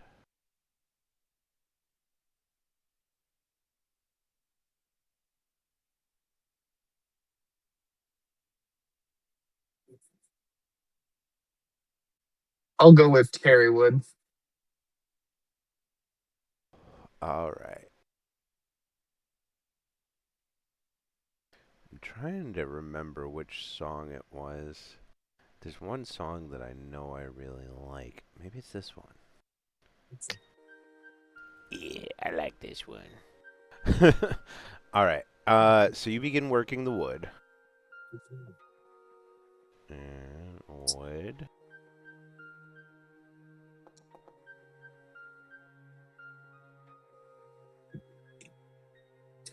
You have a bit of a harder time working with the wood for some reason.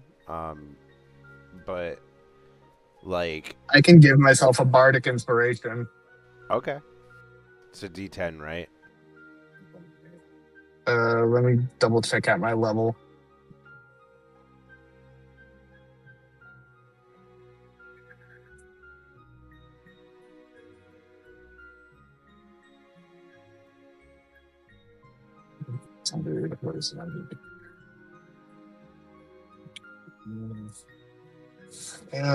It's D12.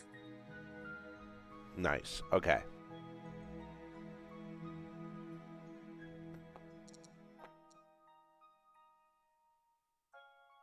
That is much better. It's 14.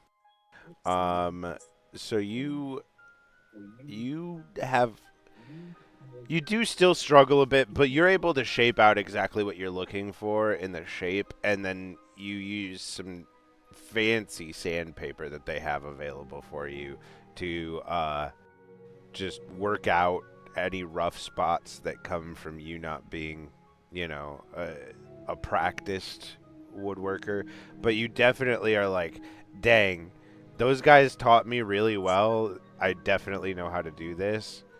And I'm sure it instills a confidence in you that like next time you got like the next thing you work on, because literally that was like a roll of like a 2, so Yeah. it's just beginner's aches and pains. But you do get exactly what you're looking for. Um, Not super fancy, and then you use an available lacquer. It makes it this very nice, not deep red, but like pinkish red wood.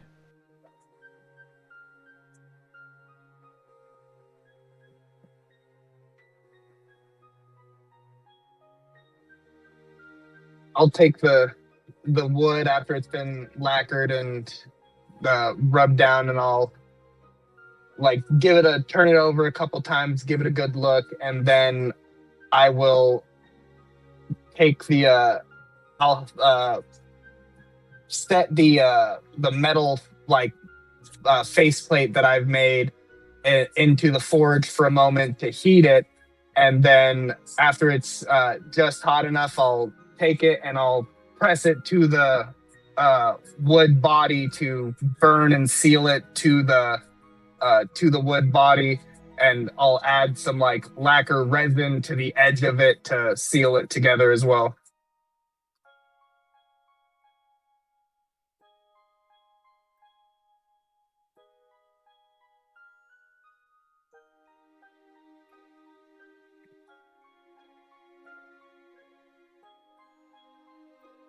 All right.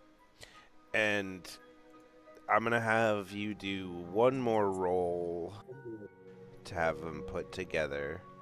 But this is literally going to be unfailable. It's just like if you roll, I'll say an 18 through a 20, you, like, succeed at something additional. Okay. There is one more like step to the process after it's done to actually finish making the instrument. Okay.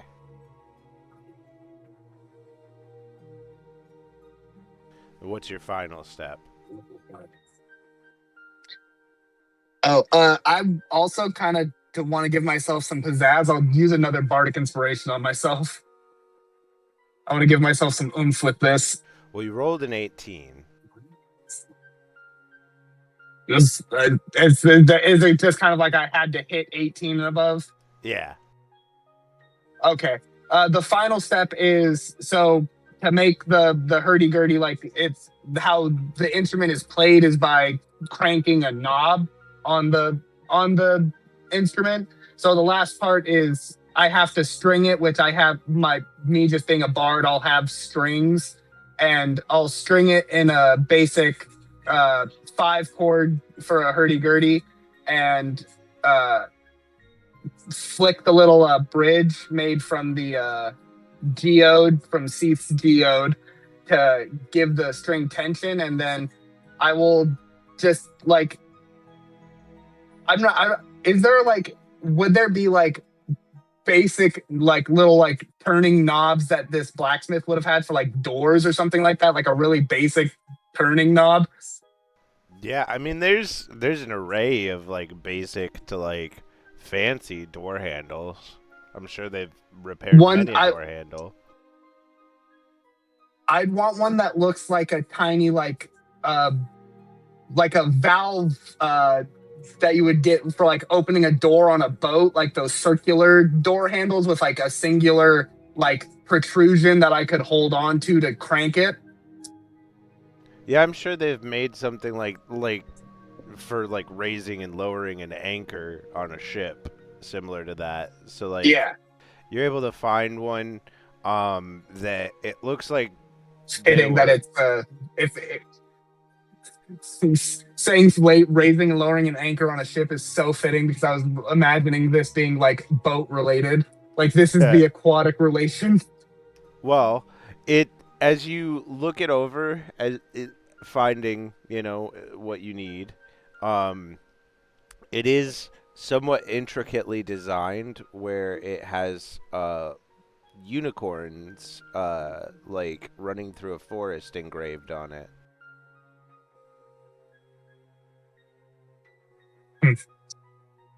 Honoker will give it a little chuckle and be like, huh, I've got a unicorn that might have something to say about the design of this.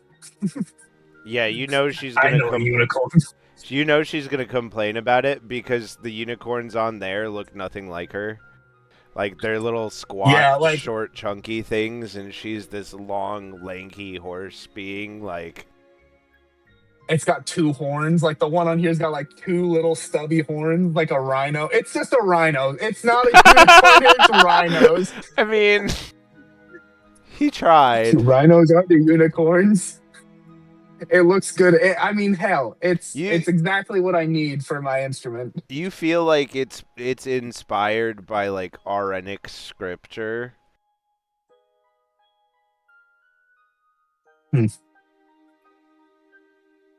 Like you are in Zelk. The main religion here is Auren. And after he'll see that. He'll be like, that's fitting, to say the least, and he'll piece it all together and sit there for a moment and like just look at what he's created, and he is going to then he's going to he's going to use magic, but not in the way of casting a spell. He's just going to like sit here and play a tuning song to tune it for the first time, and he is just going to like try and imbue it with as much of the memories of this adventure that he's gone on so far, and like each little crank of the wheel, each new flick of the strings, as each string starts to come to life, he's just going to take all of the like happy and negative things that have happened and that have forged who he is, and put it into the spirit of his weapon or his instrument. And in the hands of the right person, it could be a weapon, but he's just going to like really focus as much of his energy as he can into this tuning song. All right. So you enter sort of a flow state as you work through these final steps of this process. And as you described earlier, light bouncing off of your scales, the light from the moon shines through the open parts of this outside forge. And, you know, maybe it's reflecting off some water somewhere, or you're in the right spot or what, but you can feel the moonlight on your scales. And as you piece the pieces together and put the crank on and everything and tune the strings, you can feel an energy behind your eyes. And nobody may be around to see it, but in this moment, your eyes glow white as you cast the energy of Sylph through you and are empowered in your creation of this instrument, as she sort of like guides you to create this vessel for an energy like many of her kind did so long ago. But you feel it because she is with you, that there is something missing that the metal that was given to you will be able to channel. And she guides you in your mind to the place that your adventure will end eventually. That tower that stands at the center of all of the islands. That tuning fork of existence.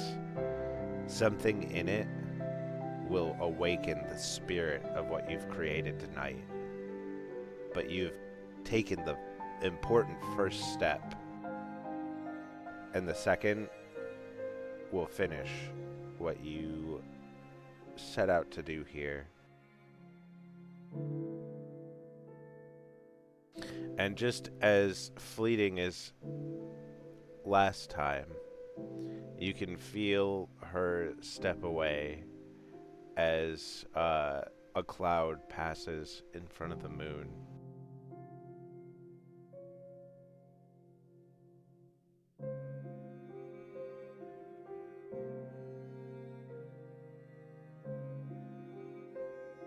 But your instrument is complete and playable.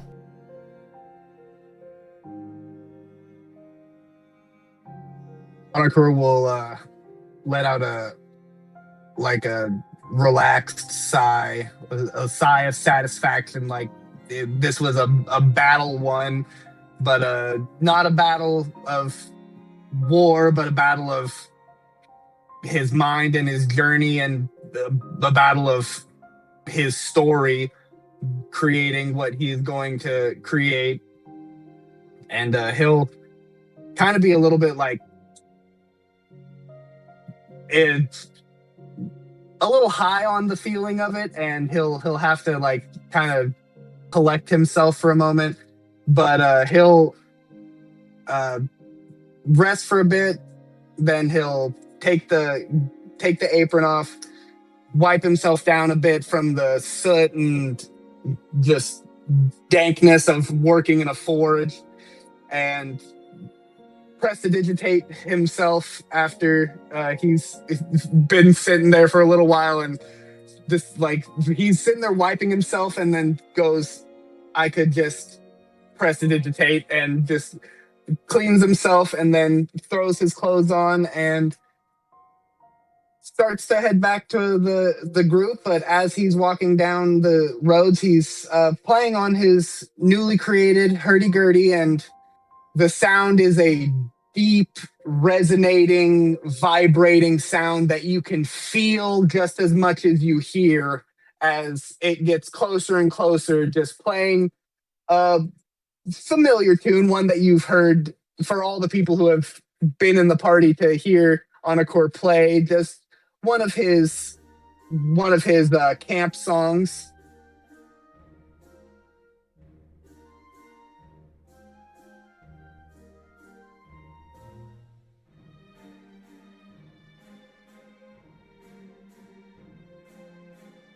Very nice. As Onakur is working on his instrument, did anybody else have anything they wanted to be doing, like, before he shows up at the party? Yeah, hold on, I'm just about to send a message for part of it.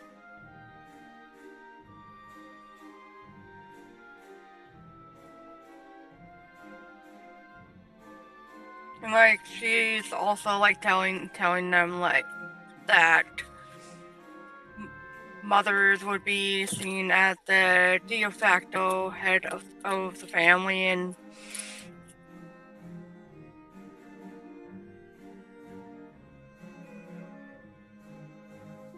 helping one another would be a big part of the religion. Even those outside of their religion, they are going to help people.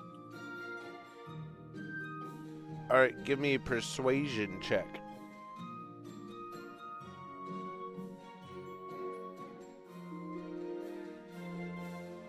Cast guidance onto myself. Lord. I'm praying to Titan that'll work.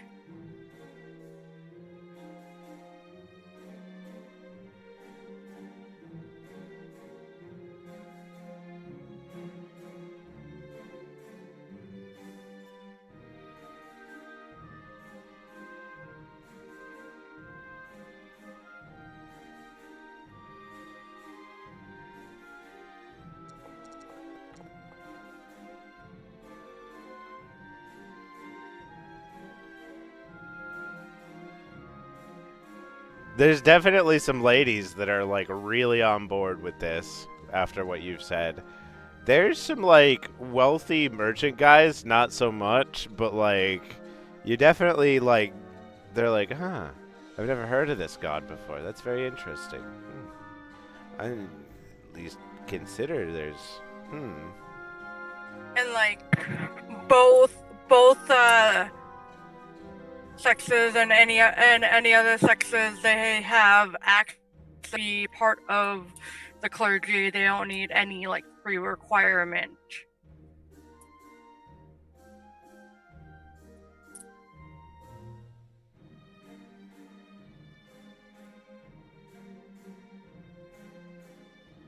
All right. What are Mika and Ravi getting up to? Ravi has been eating cookies this entire time. He's probably looking like a beached whale at the moment.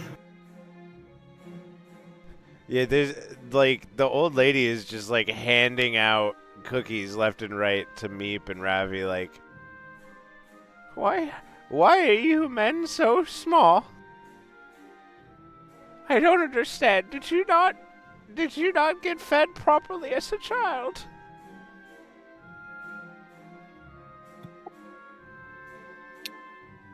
I'm supposed to be small.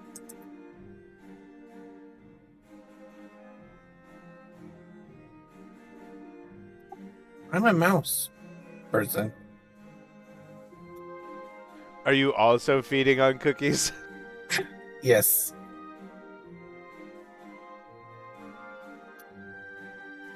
You can't pass up a good cookie. I'm also drinking proper tea. Uh-oh, we've got tea infighting now.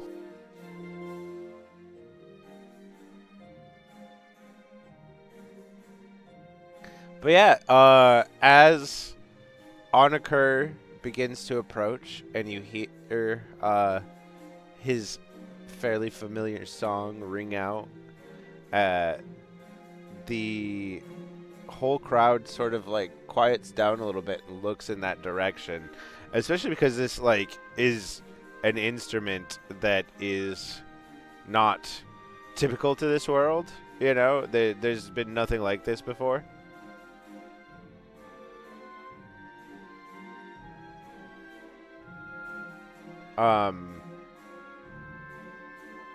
Like there's been nothing like this really before. So, everybody.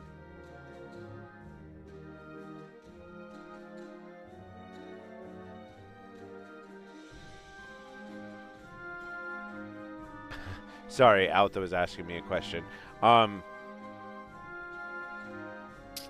Yeah, but the sound of the instrument is kind of new to them, but like they immediately see that it's on occur, and a lot of people get really excited that there's music happening, and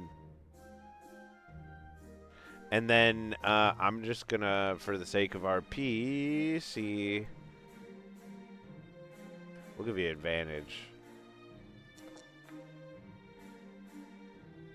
Yeah, like everybody is getting into it. They're like, heck yeah. As you, like, everything you did to, like, tune it, fucking, it's exactly how you envisioned all of it. You play it perfectly.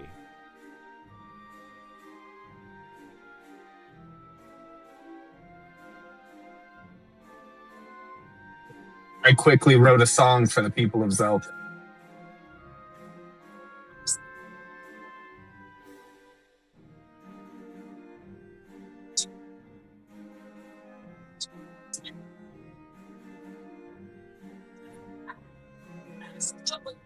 They got words at all, or is it just like? Oh yeah, one second. I literally just wrote them down in my notes app, and I had to reopen my notes app. No sweat. I was just like, is it just like a vibe you're gonna describe, or As like? so as like it's just gonna be lyrics, so it's gonna be just me kind of describing how the song is supposed to like feel like.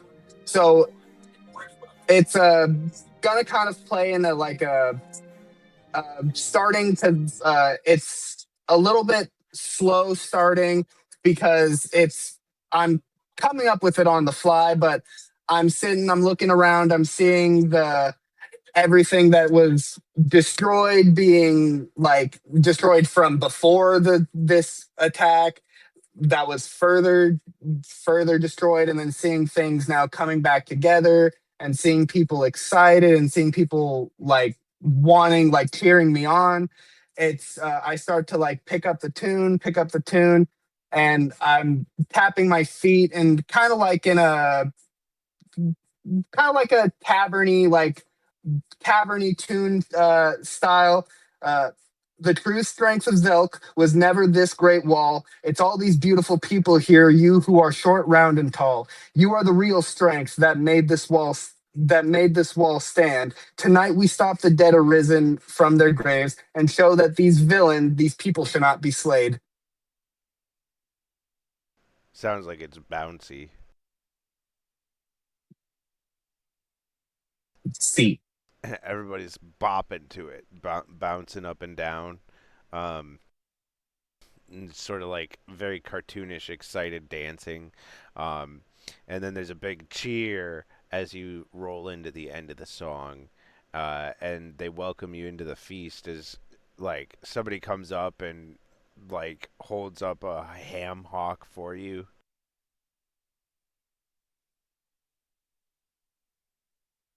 I'll sling my instrument over my shoulder, and I'll uh, take the meat and thank them and go and join my friends.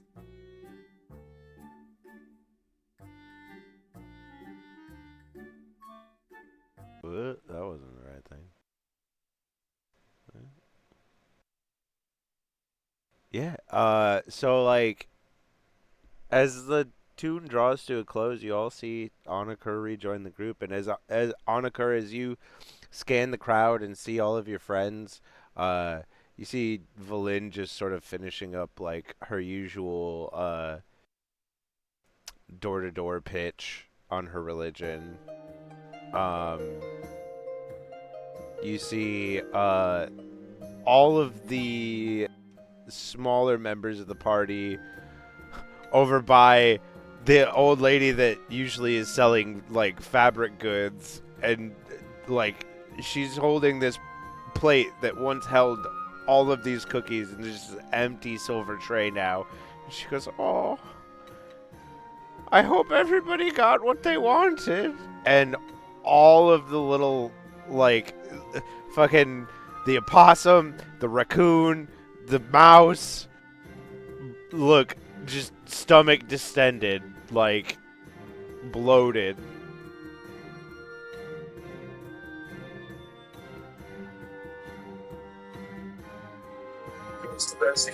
I see I've missed quite the feast.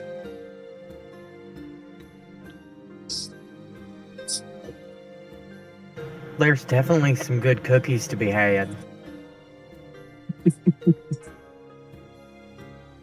Not anymore, I'm afraid. Valin is just chilling with a bunch of old grandmas.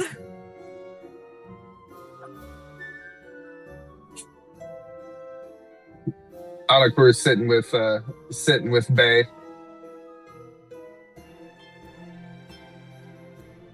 Valin, as she's laughing, Valin's like, "You two should get a room."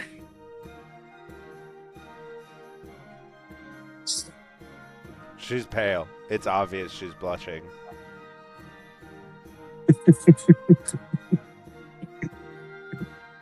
Ah, you guys are cute. Anakur is just gonna laugh.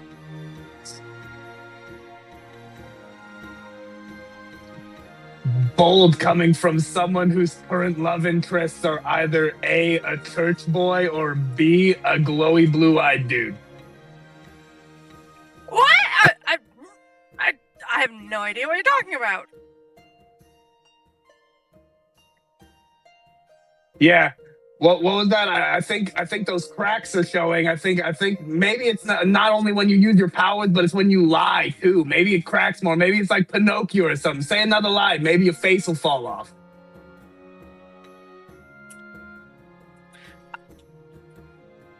Keep saying that, I'll find a way to crack your scaly skin.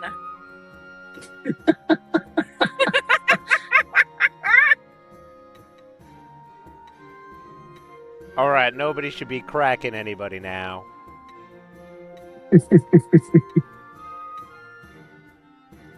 Like, takes a sledgehammer to her eyes and it just cracks a bit more. Oh Jesus!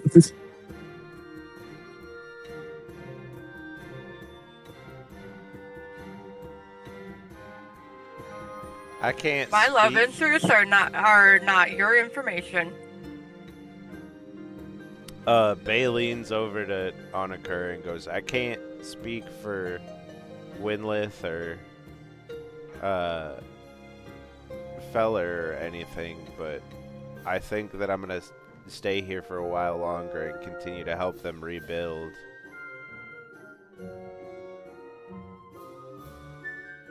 My intention being to make it a bit more at one with nature. This place could definitely go with that because its current vibes are either a space void or desolation. So I think nature might be a little bit of a needed thing. Well, I heard they had a wonderful church dedicated to Arin at one point, but sadly it's gone. Yeah. Black holes are a crazy thing. They said the center point was a big tree. Yeah. Centerpoint was also a douche.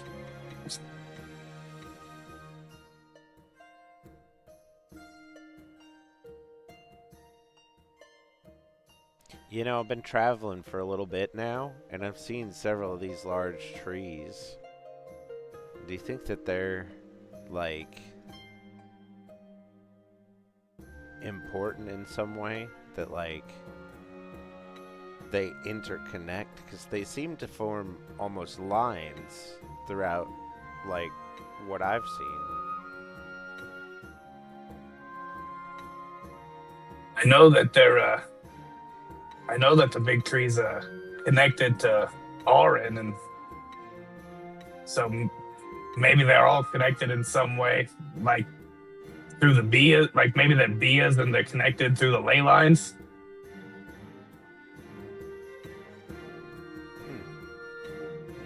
Still not quite sure what all that means, but I'm not sure I know what that means either.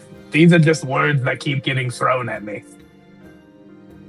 Well, I guess you could kind of think of them like spider webs. Like they're there. If you look really hard, you can see them, but usually they're not that noticeable.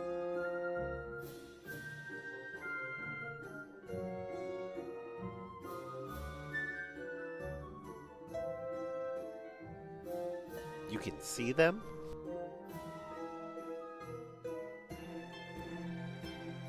Well, I guess "see" is not the correct term to use.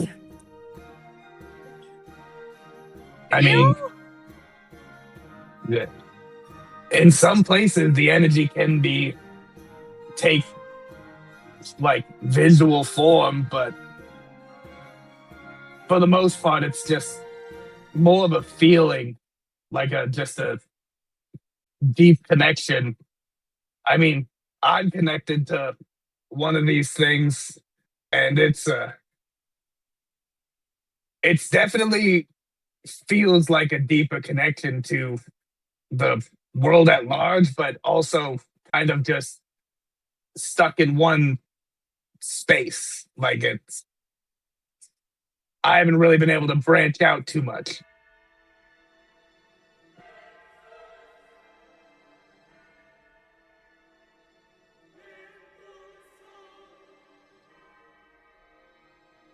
So do you think to branch out you gotta do it in lines like the trees, or?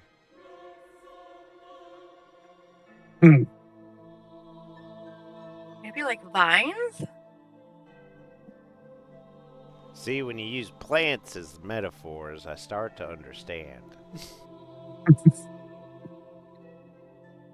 Maybe I have to find a vine that's a strong enough feeling that I can create a tangible vine of energy from one point to the other.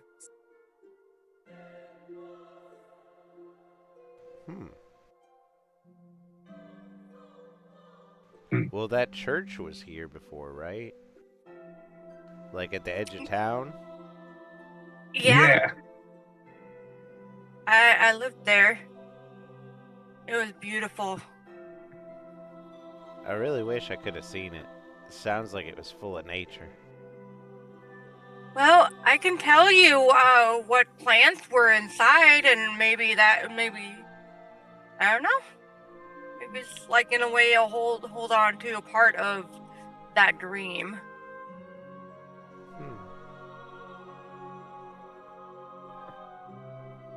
But you said you have control of one of these spaces nearby, right? Back at the lighthouse.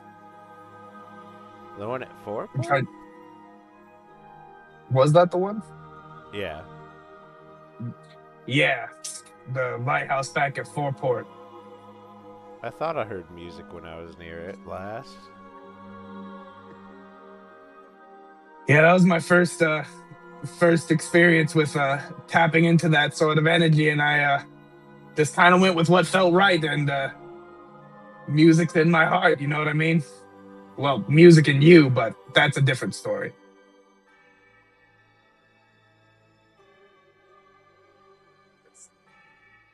She gives you like a devilish smile, and she yoinks your monocle and sprints off into the darkness.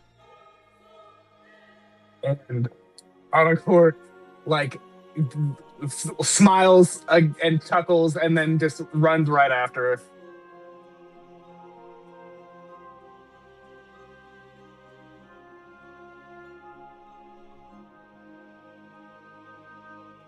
So yeah, you all watch as Onaker and Bay run off into the darkness.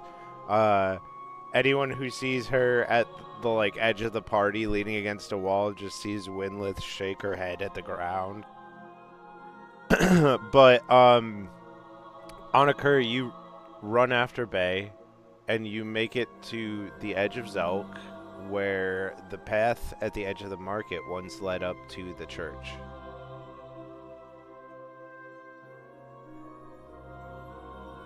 And she's just sort of standing at the edge, like looking over it. I'll kind of slowly walk over, and as I do, I'm gonna kind of keep a mind out to kind of like feel and see if I can feel a shift in the energy in the area. As you reach out for the feeling that you felt when you were at the lighthouse, instead of the like staticky, like shifting energy that emanated from the bee at the lighthouse that hadn't taken any form, the energy here feels very similar to that at the murky morass.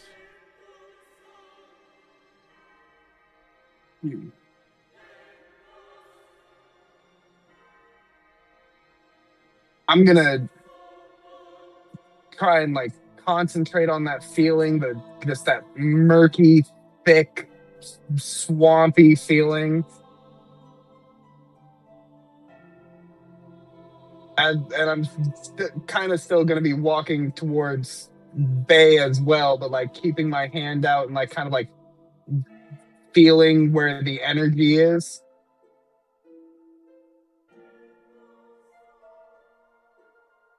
And as you like walk up next to her, she just goes, "It's so cold. Like something is pulling all the badness here." Yeah. This place has a similar feeling to another place that we were at. It's was a swampy place, but it was chock full of this energy, but it just felt wrong. It just felt sick.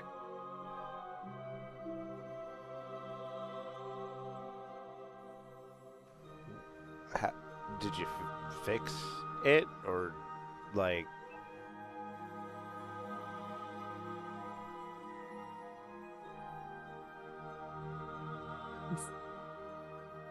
Did we fix like? Yeah, you all threw all of your spell slots at it to fix it. Oh, okay, yeah. Yeah, we using the power of all of our basically in lore energies. you channeled all of your magic for the day into it. Yeah, we took all of our magical essence that we had left to us, and we just erupted it out and overwhelmed the morass.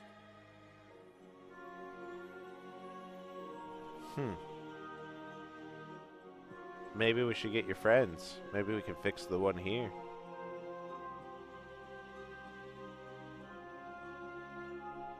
Think so, especially if you're here too. Having more powerful magics is definitely going to help with that.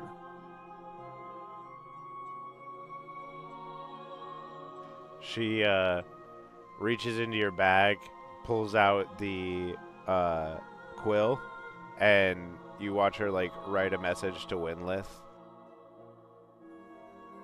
And then flash to the party as everybody's still hamming it up. All of a sudden, Winlith like stands up from the wall and goes, "Saints, Bay needs your help, and on occur."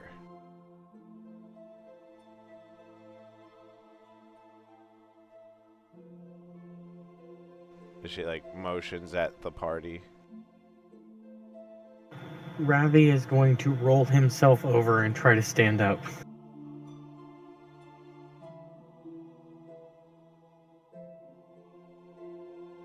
All right, I reckon I can get moseying along. Where are they at? She leads the party towards where Onakur and Bay are standing. And as the rest of you approach them, you see the couple standing like at the edge of the cliff at the very end of the market where the church once was for those that were here before.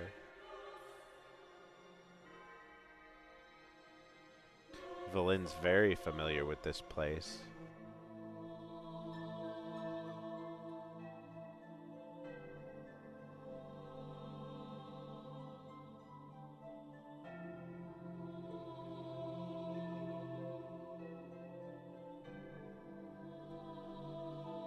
But Bay plops the quill back into Onakur's bag as you all approach.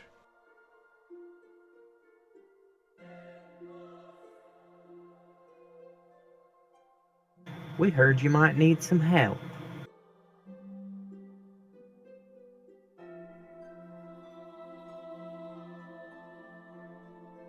Yeah,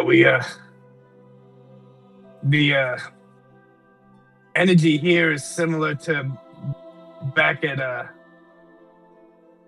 the swamp that we were in. I believe we can correct this.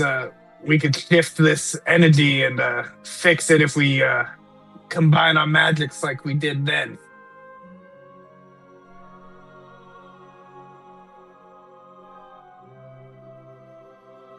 Well, then let's give it a go. Don't want to waste any time. Yeah, y'all just have to tell me what you need me doing.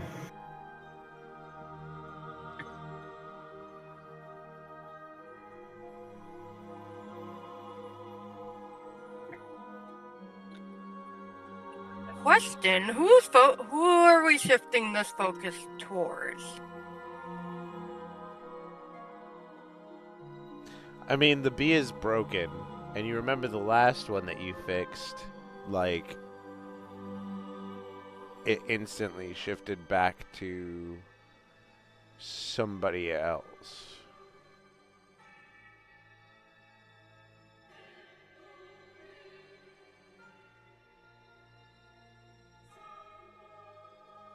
Alright, let's get going.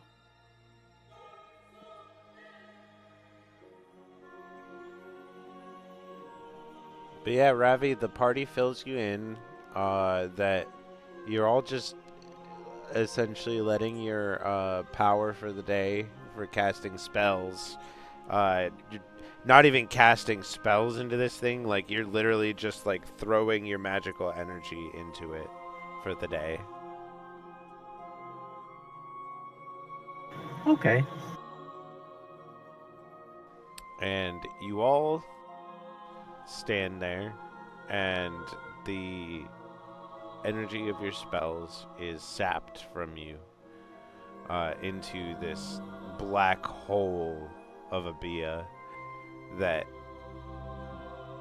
like absorbs all of it, and then you can feel the air lessen, like gravity just gave up a little bit. There's a heaviness that is relieved from the entire city.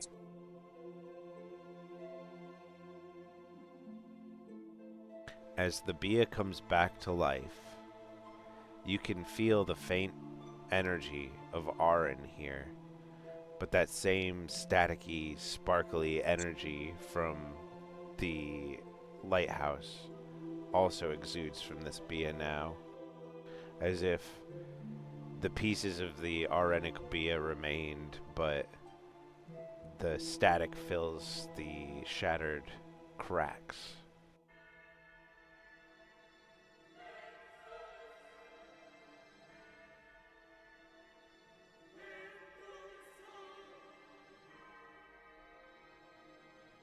Well, that was something special. I ain't never been nothing but a wizard before, so I guess just tossing all my abilities or my power at that really did something. That's amazing. You did pretty good there for your first time. Parker's scales are like standing on end from like feeling the static feeling again.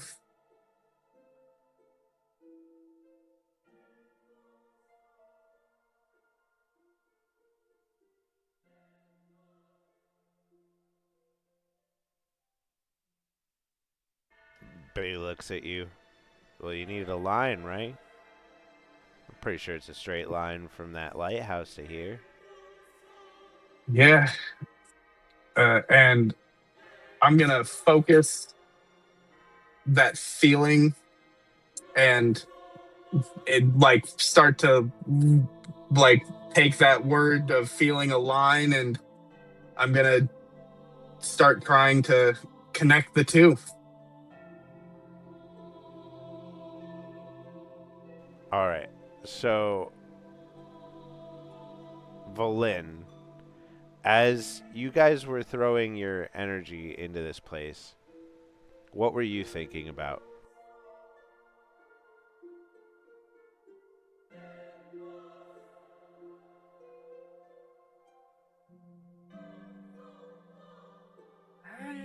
Give me like a quick minute. All right, we'll go to the next person. We'll swing back to you. Mika, what were you thinking about when everybody like threw their spells into this broken Bia? I was, I was just I was watching in awe, really, because it was like, that feeling that you're like, you're watching something bigger than you, more important. So, yeah, that's kind of what I was thinking. I was just on the edge or just watching. That like humbled to be a part of something. Yeah. Very and nice. Like, well, All right. Ravi, what were you thinking about when you were throwing your spell slots into this black hole? Ravi was thinking, I hope this black hole doesn't, I don't know, explode or something. This is a lot of magical power going into one spot. Okay. Fair enough. Create a new bar. Yeah, something like that. What was Anakura thinking about when you were throwing your spell slots into this place?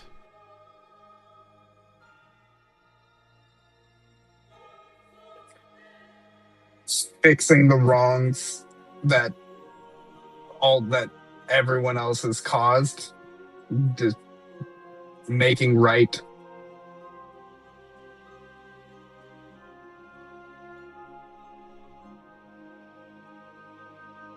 and like thinking about the like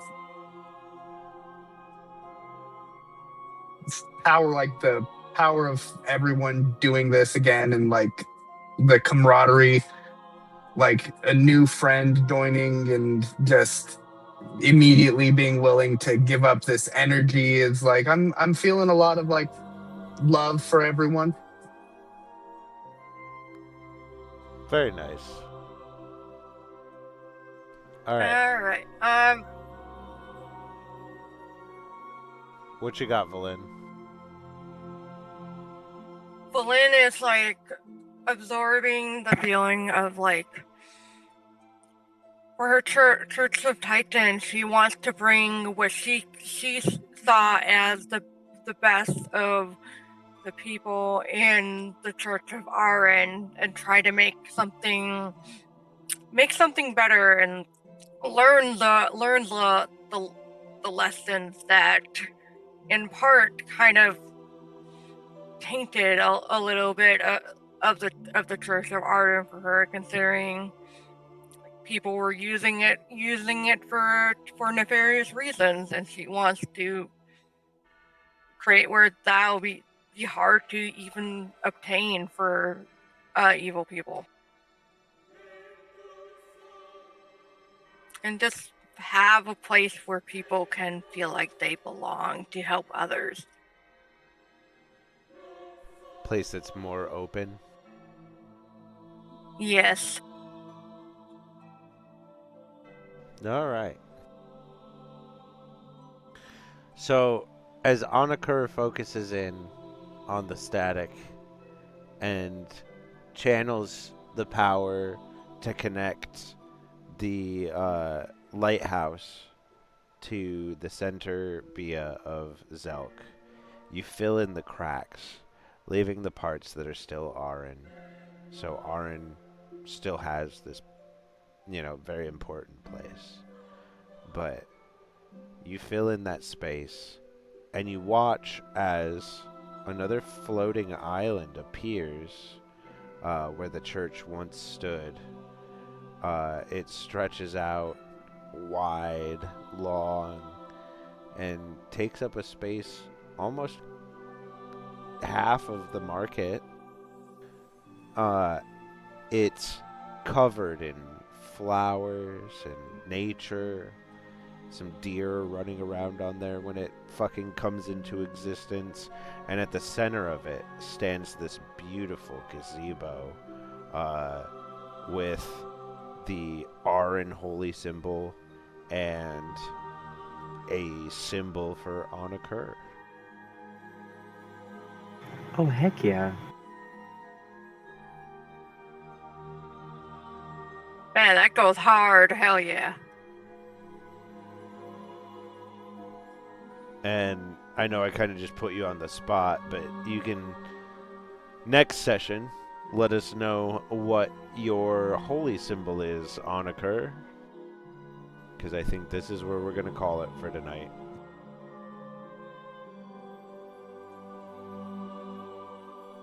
Okay. That was a lot of fun. Thank you, Rose. Yeah, there was some pretty heavy RP tonight. That was really good. That was really fun. Yeah, I hope everybody enjoyed your surprise new party member. I do. I am extremely happy that you joined. The jealousy of me not being the first person to play Opossum folk is a little bit there, but it's okay. I'll get over it. So I almost picked a Knoll. And then when I saw Possum Folk on there, I was like, oh my god, no, I have to be a possum. Yeah, we added the Possum folks after I started talking to Rose about the Possum folks, and because my persona is a possum. I love possums. I'm wearing my fairy god possum shirt right now. That is awesome. I hear possum camaraderie going on.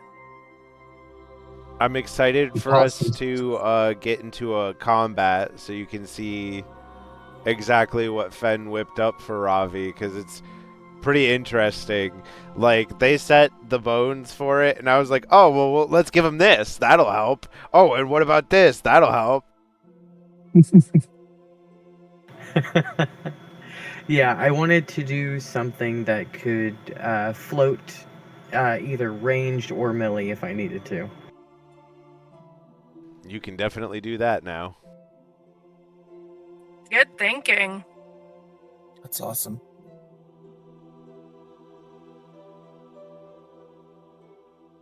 I think he may have the highest AC of anyone yet. Hell yeah. I'm not Everyone on has top a higher anymore. AC than me. Everyone has a higher AC than Onakor. I don't remember what Valin's is. Nope, Valin's Flynn still... sits at like a solid 23. Valin's got 21. 21? Yeah, Valin's a tank cleric. Just, hi. Ravi sits at 17, but has a thing to like go up to 20, so one behind Valin. Well, isn't that great? My AC's 15. Don't worry, I promise you, I will not be able to sneak on by things.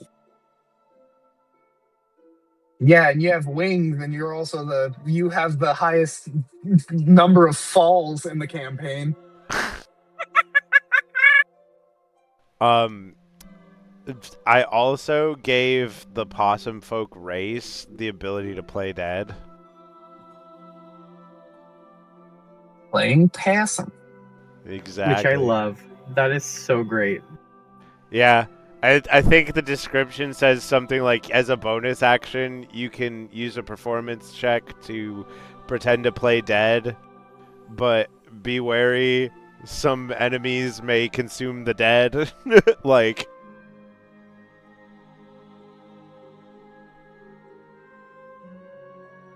One of my favorite things about possums is that they don't get rabies because they're just cold little fucks.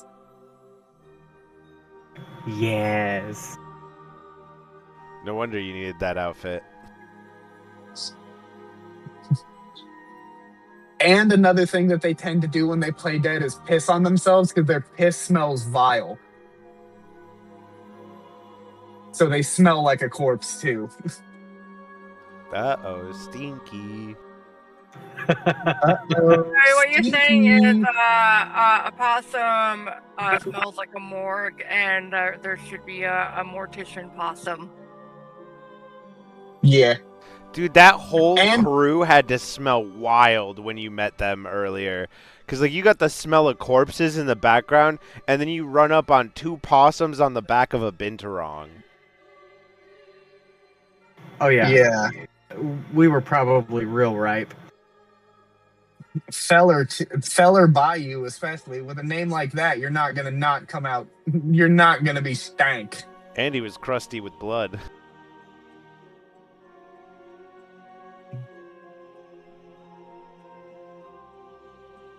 Yeah, and then for those not in the know, fucking binturongs sort of smell like popcorn. Oh, I've already got got the idea for my holy symbol. Oh, you want to let us know? Yeah. So it's I'll post in the chat really quick. Just the chat for this voice chat. So it's going to look like this musical note, or it's that's a stav, but it's going to be where the 2 dots are. There's going to be a curved wing coming out from the back, and then where the head of it is going to be a dragon head instead of just the period, essentially. Okay. Yeah, it's a bass clef. Yeah. I know because I used to play tuba. I used to play trumpet. So Yeah. And then for add those- like a filigree of like spines along the tail. Okay. So yeah, for the band nerds out there, you know exactly what we're describing. The bass clef, the two dots are a wing, the dot part in the center is a dragon head, and there's little spiky bits at the tail part at the bottom. Do you want the like musical like line behind it like that? Should it be in like a box with like stripes behind it? Yeah. Put it Cool. on a I'll have it be on a crest in the shape of like a do it in a gem shape, I'd say like a oval gem shape. So like an oval crest with that on the center with lines going down. Okay. And then like the symbol itself, what color? Um. Hmm.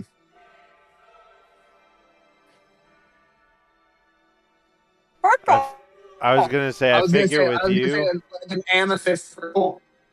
Well, I figured you were gonna do like the symbol itself is like black, the details are purple, and then the background is gray or something. But Yeah. Okay. So like yeah. So I'd say the or some body variation of on it. that. I like the details being like you said being purple. Just I'd say do have the body of it be gold, like gold dragonborn gold, and then have purple accent like where the like an eye detail, just like put a Yeah. purple slit for an eye, and then the like on the wings and the spikes be purple, and then yeah, the background just be like gray, like cloudy gray. Okay.